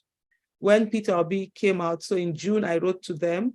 And I said to them, no, I can't come back to come here and be researching on democracy when democracy is actually happening in my country, that we now have a candidate that is not the usual between the lesser evil. Because if 2023 election was between Atiku and Tinubu, I would have left, I would have come to do my this thing. So because I needed to participate in that election and all of that, and here we are. And for the time that I've been here and just looking at places, when people are the ones who benefit from government, everybody is happy. But when it's just a few people who benefit and not the general people, then there's a big problem. You don't need to be very rich to live a life of decency, a decent life in a lot of parts of the world. But in Nigeria, for you to have 24/7 electricity, for you to have water running in your house, for you to have security, for your children to go to good schools, for you to have access to good healthcare system, you have to be rich. And so that's why you see people doing all sorts of things to get to a place where they are getting rich. And this is not fair. For you to have a car or something, or good transport system, you have to be rich. When I travel out of the country, normally I don't drive. I literally could stay a year without, when I was in Scotland, I stay a year without driving. Why? Because the public transport system is okay. If I'm in Nigeria, if the public transport system is, what do I need a car for? Why do I have to be driving in a car? I'll just go use the public. It's going to come. Every 10 minutes, a train is going to stop by. Every 10 minutes, it's going to stop by. So why would I need to be carrying a car that I'm doing all sorts of things? And that's the kind of life we need to have in our own country. Not the one that, you must drive one big car before something. Rule of law is rule of law. Just simple little things. If I'm like, I was having a conversation with someone yesterday and we're just laughing. And I was like, one of the things I know when I'm approaching a zebra crossing, a crosswalk, I know the car will stop. In short, the car stops. Because I was asking her, I say, what do you use? I'm just trying to paint just what decent societies give. And our leaders come in here, they enjoy the best, yet they go back home and they give us the worst. I was like, if you come, how do you solve? She said, you just need to get there, let your distance come to zero, there's nobody, and you pass through. And I joked, I'm like, in my country, you're passing through the zebra crossing and a car hits you, guess what? They're going to blame you. Because the person said, what were you doing there? Imagine she was doing shakara and walking on the zebra crossing or the crosswalk. I mean, these are just common things. You see people driving, there's little space. You see automatically one is stopping. That's decent society, not the one you're struggling, not the one we've gotten to a place. There's this scarcity mentality that has been planted in Nigeria that makes us feel that, we have to struggle the road. We have to fight each other. If I don't score, that's why you want to cross. So a car that was driving very slowly, just because they see you want to cross road, they will increase. They want to push you off. What's going on? This shouldn't be. We can do so much better. There is enough for everyone. Let everybody be enjoying. The fact that everybody is enjoying, it will not reduce your own enjoyment. So I don't get it. But for me, one thing is that this country belongs to all of us. No Nigerian is more Nigerian than any Nigerian. No region is more of a region than any region, and no region is less of a region than any region. We are all citizens of Nigeria, and we have to work for Nigeria, and we have to be strategic about it. This is the time for us to begin to say, how are we getting competent people into office? How are we getting women that are competent into office? How are we getting youth that are competent into office? These are things that we should begin to work on. What are the things that we are going to do? In every state, if we say, okay, we want to have at least 2 senators that we know we are pushing, what are we doing right now? Can we start looking at this, collating, checking these places? Can we begin to put things together? Financially, how are we going to help? If we begin to put 5,000 or 10,000 every month to a particular coffers, will we have enough? How many of us can do that, so that when we come to 2027, we'll be able to say we have enough to be able to help people? Because there are a lot of people who want to run for office and who are really going to work and do it, but they don't have the money. And let me be I've always said this, that look, election, it's not romantic. It doesn't need us liking each other. If you are competent, in short, I don't care. Me and you, we can be fighting. If I know you're the most competent one, I will vote for you. I will ask people to vote for you. If I know you're going to deliver the job, we don't need to like each other. All we need to do is, let's get the people that will do the Jackie work. Let them go there and go and work. And you need people that will like people. But election is also very, very expensive. It's not, people think that, oh, like I saw a lot of people who like, what did they need money for? What did they need money for election? Are you okay? What is it? Water that you think they used to be traveling from one place to the other to go and do campaign? Is it places where you say you have your entourage when you're doing campaign? How much spent on hotels? Money that I used to, when you say spending on hotels to accommodate people alone, to travel, to do posters, to do a lot of those things. So much it's needed. So, and if we leave it for people and say, it's candidates that will do it themselves, they won't be able to. The only people that will have that money that will be doing that are people who have stolen our commonwealth, and that's what they've been doing. They will perpetuate themselves and perpetuate their stooges in office. If Peter Obi was not a billionaire, sorry, let me be very factual with every one of us. If Peter Obi was not a billionaire, how far we went in that election, we wouldn't have gone. I tell you. Unfortunately, yes, Nigerians did a lot. There was a lot of support groups, a lot of this were being done and all that. It still wasn't enough. More needs to be done. And even the monies that were put together, you'll be amazed at how much was put, even this thing that was open, the crowdfunding source, the donations that came in, it wasn't that. The candidate, his own money that he had to put in was way, I think was more than twice the amount. Because the monies that were set aside to pay, what do you call it now? What do you call them? Party agents. At 10,000 naira, it was 1.4 billion was set aside to give them for, not even for their stipends, that we take this thing. And we had a lot of issues with the party, and that's why, coming to think about it, people must get into parties. If you have the capacity to be a party member, go and register and be part of Labour Party and any other party, so that issues will be changed. Because what we had, there were a lot of people who were ready to volunteer as a party agent, but guess what? Some of those party members who were there, who didn't believe in the vision, decided to change everything. All for us to go on that day, realizing that a lot of the people that were put, they were actually like fronts, were just names and everything. And now, like, no, we're not going to do this payment. Let's say the people themselves do this thing. So there's a whole lot that is going on. And so we need to start working on it. Right now, while we are fighting for Peter Obi's mandate, we need to also begin to work towards 2027 and say, what are the things that we're going to do? The Electoral Act, there are a lot of things that need to be added more. A lot of things need to be fixed on that. What can we do? Can we start working on it? Look at your state. Who are the 3 people that you think should be senator? Can you bring them? Can you bring additional 3 if this one doesn't work? Let's have 10 people per state that we say they can be senators from those places. Let's put them and begin to check them and see who are the ones that that are ready to run, that can be helped to get them in there. House of Rep, how many people can get in there? Let's put them. Let's begin to, let's not wait until it's 2 months, a year to 2027, then we'll begin to work on it. These are the things that we actually need to do. This, what we're doing now, it's a marathon. It's not a race. Don't think because, oh, you came in. I saw someone, someone who said, oh, she feels so disappointed about the election. And I'm like, are you okay? Why are you disappointed? You should be elated. Did you see what happened? 2023 election was amazing.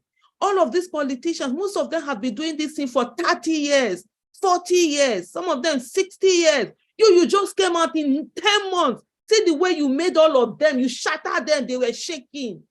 The thing they've been doing for decades, in 10 months, see what you did, and you're saying that, I feel disappointed. You can't be. You should take, you see how many people that have gotten to National Assembly that ordinarily would not have gotten to National Assembly?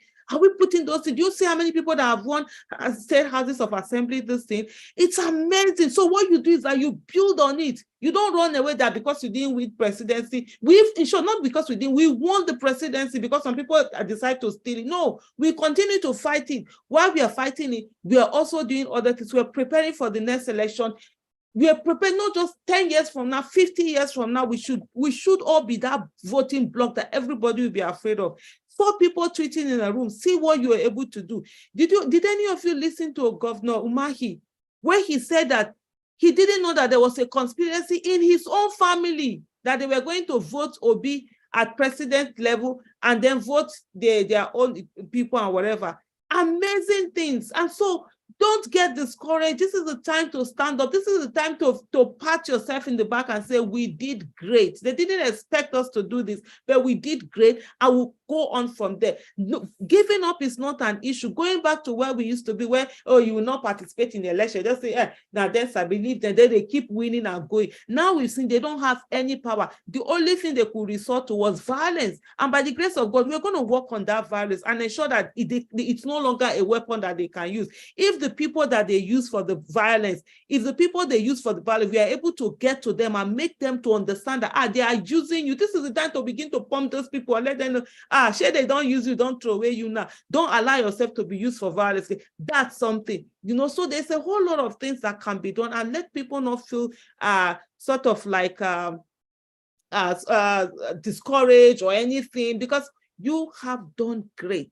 Citizens, Nigerian citizens, I mean, what you've done, Nigerians in diaspora, you were amazing. Nigerian youth, amazing. So it's to keep going on from there. There's nothing like being discouraged. On this matter, no retreat, no surrender. We are on it. Court case, so every day we're going to be there. We'll talk, however we put our attention on it, no going back on this issue. And you could see even up to now, the people whom they gave the mandate to, they are still jittery, they are still afraid, they are running everywhere, they are trying to get legitimacy and all sorts of things to say that, oh, this person support them, this person. No, we don't support you because you stole the mandate. You're not fit to lead the country, and not any country, talk less of our country and Nigeria. Absolutely. Oh, thank you so much for that message. And so, okay, somebody did say, let me just say this now also. On the issue of when it comes to fighting and recognition and everything, I've always said one thing, and I'm going to say it here again. As long as everyone is not inconsequential in the movement, there is no movement. And I'll repeat that again. As long as everyone is not inconsequential in a movement, there is no movement. People don't understand. I see people trying to fight for this positioning. I want to be here. Oh, I'm the one who is leading this. Who cares? Even before the election, I said, who cares who is doing what? Who cares who has done what? What are we working towards? It's our singularity of purpose. Are we aligned? Are we on the right path? People are fighting for recognition. People are fighting of what? If a movement where even if you leave it continues on its own, that's when there's a movement. Why would anybody need an Aisha Isufu to be part of anything for it to work? Then there's no movement. If Aisha Isufu decide, oh, she's not going to do this, she's going to do it, please, bye-bye. Everything continues. That's how you know it is. So I don't get it. All of this thing that people are trying to drop it. It doesn't help anyone. That is the way of the other people who have gotten Nigeria to where it is today. And if you imbibe that nature also, you're going to get nowhere. Everybody, no one person is more important than another person in a movement. People need to understand that. Even when you're talking about, oh, the obedient movement and all, I say to people, I say, I am, if you're doing when you're doing this SWOT analysis, I say people like me, Aisha, I'm a threat to the movement. Why am I a threat? Because I am known. So because I am known and my voice is known, I can easily be compromised, right? Those people, they know who to go and meet to say, okay, can we meet Aisha Isufu and get her to do this. But you see, there is someone who is part of the obedient movement, who nobody knows. That person is a strength. The person is working so much, doing a lot of things on the ground, but it's not known. So guess what? They won't know to go and compromise that person.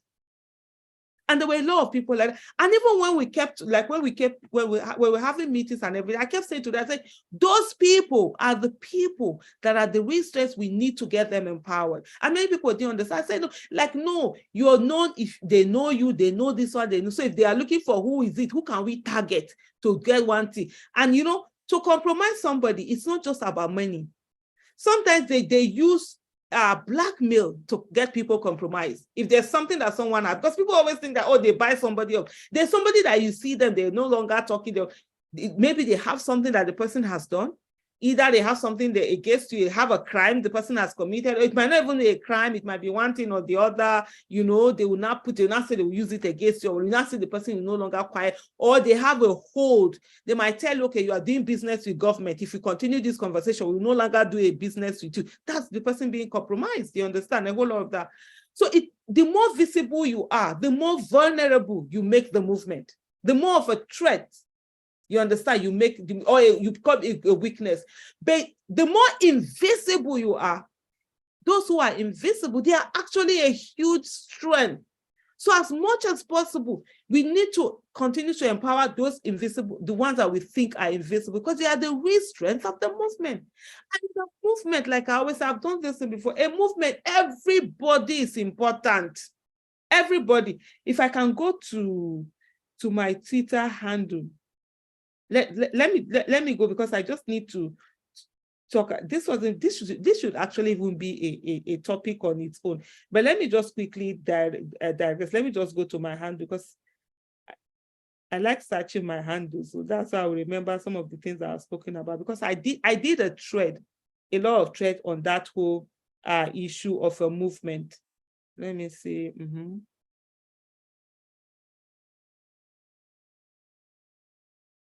Let me see. Fantastic. I've seen the place. So this was a thread I did in 2021.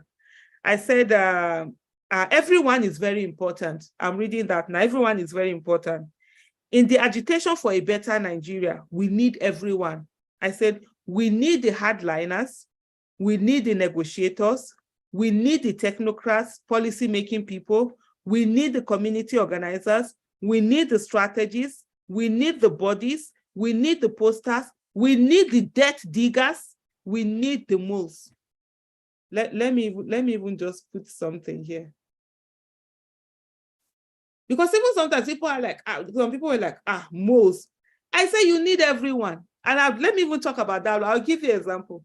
There's a lady on Twitter. What's her name? She's a Nigerian in diaspora, General Lucci. I'm sure some of you will know her. She said she has been finding ways. She has found way, and she entered one them Tinubu camp. And she gets to see what some of their this APC whatever, their WhatsApp group or something. So she's just there getting information. There are people who play that role. Some people will sit down like, oh, but they play a major role. Because even your own capital, you have some of that. So that's why when you're doing this, there are certain messages that you have to, there are hierarchy of this. There are messages that everybody gets to know. There are messages, it's a few this and stuff like that. So that's, and I would put it this way. I'll just go through this thing to put it out. The hardliners in a movement, right? The hardliners are the tough, uncompromising ones that put fear in the heart of public servants, people who are in office are there. They are very important in helping towards keeping eye on the ball and ensuring that there's no compromise of ideology. So you have some people, they are hardliners, you understand? They will not think, they don't look, they know they look left, right, forward. It's one, this thing, and they're standing their side. They don't believe in compromise. They don't believe in negotiating. They don't believe you need them, because you need them to put that fear inside whoever those people who are not doing the right thing. Then, right, so that are the hardliners, right? Then we have the negotiators. The negotiators are those that can sit at the table with public servants and negotiate for the good of the nation. Not everybody can sit at the table with public servants. Not everybody can do that. But there are people who are very good at. Sometimes you see us, we are insulting those people. We are calling out those people. No, it's actually a strength to be able to do that. You can't constantly be a hardliner. You can't constantly say, oh, I'm not going to talk to anybody. How are you going to build the nation? How are you going to do this? So we know. So in a movement, there are those who are hardliners. They are not going to sit down with this thing and do. And you know where your strengths are and your weaknesses are. So you allow those things. Apart from the negotiators, we also have the technocrats and policy-making people. These are the people that can go into government and ensure the right things are being done. Also, the people that will work towards ensuring the right policy changes. One great example I gave is Yemi Kil. He was an advocate for the right thing being done, and he did it. Sometimes people are shaming people when they are trying to work with government or going into office. They think, oh, if those people that say they won't work, they are the heroes. No, they are not. They are selfish. I constantly will tell you, when I say to people, oh, I'm not interested, I'm not working, like somebody was saying the other day, you say, oh, are you going to work for Peter Obi? I say, no, I'm not going to work for Peter. I'm like, oh, no, I say, there's nothing heroic about it. It's just a selfish way. I'm selfish with that. Because for me, working for somebody, you lose a lot of control. You understand? No matter how you do it, when somebody, I'm not going to, and I said to the person, I said, look, I won't work for him, but I can work with him. There's a difference, and I will explain that to a lot of people. Because when you enter public office, there are things you can no longer do, things you can't say. I will give you an example. Recently, I did a video on is it Catherine, what's that her name? The former High Commissioner of UK. When the election happened, you know, she came and she was talking about that the election was good and all of that. And I'm like, madam, are you okay? How are you coming to say election is good where people were being killed? I did a video on that, and I was very critical of that, her stance, even though now she has done another video to come and actually accept that the election wasn't good the way it was. But you see, that video, I could do that video because I am my own individual person. If I was either a Labour Party member or if I was Peter Obi spokesperson, I won't be able to do that video. Or I'm a government something, I won't be able to do that video. Because your office, it's now coming. Or if I was Peter Obi spokesperson, definitely will not be able to, because anything I say, it's like he's the one saying it. So there's so much you lose by being in office or being part of office. So for me, I'm not ready for that. I want to speak. When I want to open my mouth, I will open my mouth, I will talk the way I talk.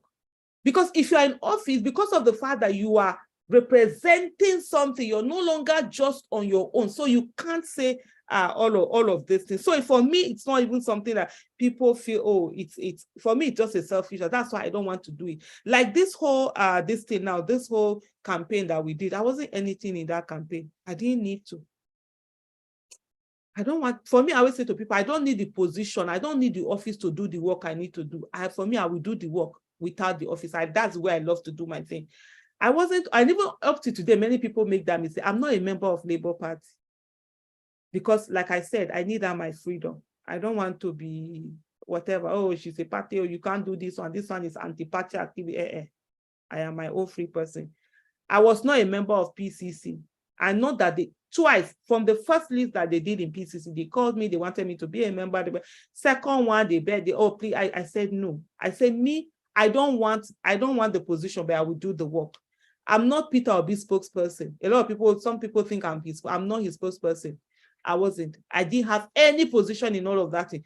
But nobody, I'm not even saying this thing because I want to fans myself. No, I was a critical part of that campaign.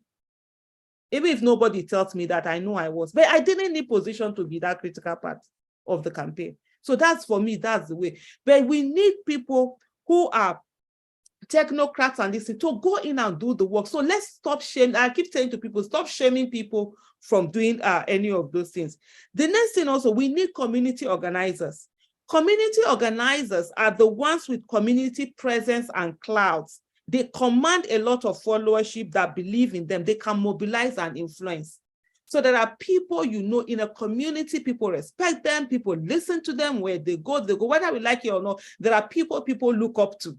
And they will say, I don't even care about this person. As long as you are supporting this person, I'm going to support that. And they can help get that. And I'm sure we saw that even within this movement. Then we have the strategists. These are the people that think out of the box. They see things others don't pay attention to. They are able to weigh the consequences and repercussions of every decision as well as the benefit. They are the ones not carried by the mood of the people. They are discerning. You need them in any movement. That's why when people want to say, oh, let's go and do this, they say, no. What's the strategy? What's this? What's that? You need those strategies that we do that. Then you need the bodies, right? What do I mean by the bodies? The bodies are the ones that make up the numbers. They don't add any value to anything. Sorry, I'm apologize. Let me take that, but they don't participate actively in anything, but they are just part of it. You understand? So that's their value. Being part of it, the numbers. If, for example, let's say, and I think I did this when I was talking about the NSAS movement, where a lot of people didn't understand. Bring it also to the obedient movement. You see, there are people who are obedient. They might not be the ones that can speak for you. They might not be the ones that will do this for you. But the fact that they are there, they are obedient, that is a huge value. They are the bodies that make up the numbers, and the numbers make up the influence. And so we must respect that. So it's not only, oh, when you are this, they are. And without those numbers, forget about it. No matter how strategic you are, no matter how whatever you are, you just be there. So you need, those are the bodies. Then you have the posters. The poster people are the people you need their names aligned with the movement or organization. They don't need to do anything other than aligning. Just part of them say, I am part of these people, that's all. You have people like that. And then you have the ones who are the debt diggers. This was something I did in 2021 was when I did this thread. I said very important amiable people that know everything about everyone and can dig up everything about everyone. Information is important. They can find out what is happening and who are working with whom. You understand? So and you saw the role they played in all of this. You will be there anything, they'll go and dig one thing now. They go and dig those things, and they go and dig that now they bring it. Very important. Then after the deck diggers, then you have the moles. I said the moles are extremely important, but often neglected and denigrated. Because they'll not say, this person is there, because most time you don't know why they're there. So their role is always silent. It's always very sacrificial.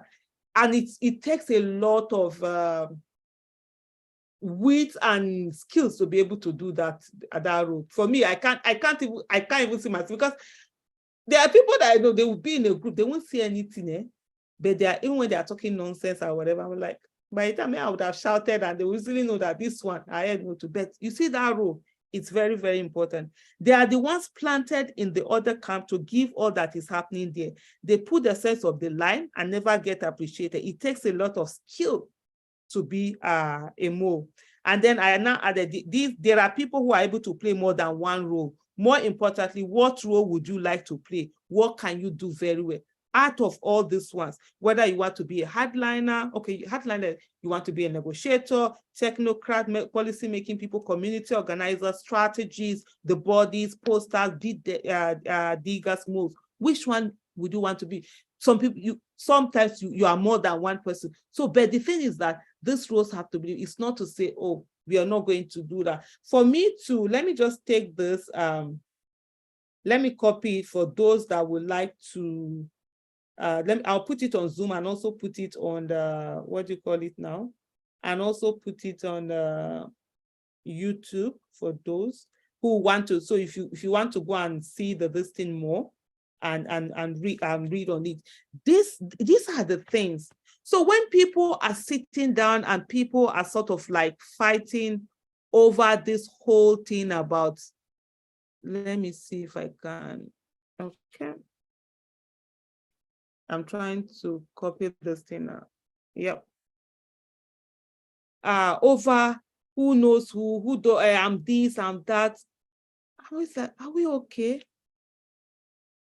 Nigeria is falling apart besides, so people are busy fighting for position. Who position help? Does it matter who did what? Let's get to the result. Let's achieve it. Then you cannot sit down and pat yourself in the back. We can't have a situation whereby you've not even gotten anything, you've not even achieved that one thing, but we're all busy fighting over each other. That's not the way it should be. Let's focus. Let's focus on the things that need to be done. There's work to be done. Let's focus on getting the right people into office. Let them be doing the Jackie work for us. People are coming to say, let us be the one to choose the people that we are going to be carrying placard to. And not just wait for anyhow people that will not come and they won't listen and they won't do any of those things. These are very critical things, and these are really important things that we really need to focus on. So also on, if you want to check more on that, you will see, yes, I've put it also on YouTube. You will see all of that issue of this. So let's not focus on who is doing what. As long as the person who can do the work, let the person do it. One of the things, and I see, and I'm going to round up today's meeting with this, even though that's not what we talk about, but the conversation has taken us there. One of the things I kept saying to a lot of people, especially people who were actually working so hard, but sort of like we're not being recognized, I said to them, the universe has a way of recognizing everyone. Just do whatever you're doing with sincerity of purpose. That's all you need. I give people a lot of examples. I use myself and give them example. I said, when we started to bring back our girls, before Bring Back Our Girls movement, Nigerians didn't know me. I wasn't even on any social platform other than Facebook. And that Facebook, it was a friend of mine that opened it for me. I did, the first time I bought, all that time of BBM, BlackBerry, I never took part in it. I didn't even have a smartphone until 2012, I think. And it was because my siblings were insistent I must have. I had my phone that I'm a trader, so I get my alert on my text. If I want to send an email, I use my laptop. So I wasn't into any of those. It was Bring Back Our Girls. So after I turned 40, that was when I said to myself, I also am the problem of my country by my silence. So I need to focus on Nigeria now. And 4 months after I turned 40 was when Chibok girls' abduction happened. And I went in there. I hadn't been in yes, I've done protests. My first protest was in school, 1992. As a university student, you made up. But after university, I just focused on making money and the people around me and taking care of the people around me. Because in Nigeria, if you are poor, you're faceless, nameless, and voiceless. And if you don't have your own source of income, they will rubbish you in any way they go. So I needed to, first of all, focus on myself. And so when we started the movement, I wasn't known by anybody. My own was just to do my thing, my BBOG, this thing. And I took it personal because I was in the position that they once were where I was poor, going to school where people didn't want that education. So I kept doing the things I was doing. There were people who were more visible, were out there. It didn't matter to me. But I can tell you today, over the time, just that being focused. And this is why I say to people, don't forget whether some people are trying to be the ones in front, let them be seen. There are people who are into positioning. It's their business. Let them continue to do it. But the thing is that these things are not sustained. There has to be consistency. And you can't fake consistency. If either it's in you or it's not in you. And I'll say to them, over time, some of those people even hardly don't even remember them, but I've been here. The picture that went viral during NSAS, I've done that in 1 million times. Even today, I can't even see what's the difference between the ones I've done before and the one of NSAS. But because whether the universe will ever align, and that was when it is. And so I say and I repeat this message again to everyone, don't bother. Just keep doing what you're doing. Whether anybody sees it or not, you know you're doing the right thing. That universe is always watching. And that time will come when people will say, wow, that consistency will pay off. Don't be angry. Don't be carried away by people who you see them actually not doing anything, but they are the loudest and always being there. It doesn't matter. What matters is that what we want, are we achieving it? Are we on the right track? And if somebody else is the one who can do it, raise them up, clap for them, help them. Everybody have their own strengths and weaknesses. If somebody comes to me and say, Aisha, come and write a report for obedient movement or whatever, I will tell you, oh, I can't, because that's not my strength. Writing is not my strength. But if you say, oh yeah, come and speak, I would say that's my strength. I have no place. If you say, Aisha, come and get this work done, I will tell you, no, I can't do it. That's not my strength. But if you say, Aisha, what's the strategy? I can give you the strategy. I can work and tell you this. But to tell me to come and put in the thing and follow it and do it, that's something that I won't be able to do, because it's not myself. So there's nothing. Let's all help each other. Let's work on the goal, not on ourselves. In a movement, it's not about you. And that's why I always use this term. We must all be inconsequential. When the NSAS protest happened, I was one of the happiest people. Why? Because the Nigerian youth took control of that protest. I didn't need to do so many things. Like before, in a protest, I have to be this, I have to be that. No, I didn't. So I just stayed behind. Even that they were doing, I was just happy, sitting down on the floor, just doing a picture. It was when the police came and said they wanted to shoot, that they were forming that. That was when I came to the front and I said to the police, if you are going to shoot them, you have to shoot me first. And that was when they took that picture that went viral. And everyone, I keep saying, even up to today, I said Nigerian, NSAS was done by the Nigerian youth. I was not an NSAS organizer. The only thing I did was I played the role of a supporter, and I gave my own strategic ideas where they needed it. So that was what I did. So people, let's focus on the message, let's focus on the goal and not on our individuals. And the more inconsequential we are, the better the movement is. That's how you know you're doing a great movement. And that's what even the obedient movement has turned out to be. The more inconsequential people are, the better and bigger it's growing, because more and more people are empowered, more and more people are knowing they can do so many things, and they are doing it. People that ordinarily have never participated in politics have come together and they're doing such amazing, amazing work. Please, let's focus on that and not on the individuality and who is doing what or who needs to be recognized.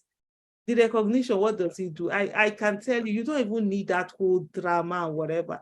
It's so unnecessary. I always say to people, I like being at the back seat where I can make my noise and do my thing and go on. So I'll round up here and say to every one of us, we still have a long way to go. Let's not focus on the little issues. Let's not major in the minor and forget the major. Because the people that we are fighting, they're the people who will do anything and everything to ensure that they keep us down. And they don't care the whole Nigeria is destroyed for them to achieve their aims. So if you're fighting those kind of people, you don't have any business bickering on little things, fighting on who is doing what, who should be recognized, who should get this, who should not get that. Who recognition help? It doesn't help. The better Nigeria is, the better is it for every one of us. There are more things that we should be doing rather than just sitting down and just saying that and being and living in a country where we are not getting the best that every one of us should get. So please, please, please, let's just focus on that and not on ourselves. Remember, as long as everyone is not inconsequential, there is no movement. Thank you so much for joining us today.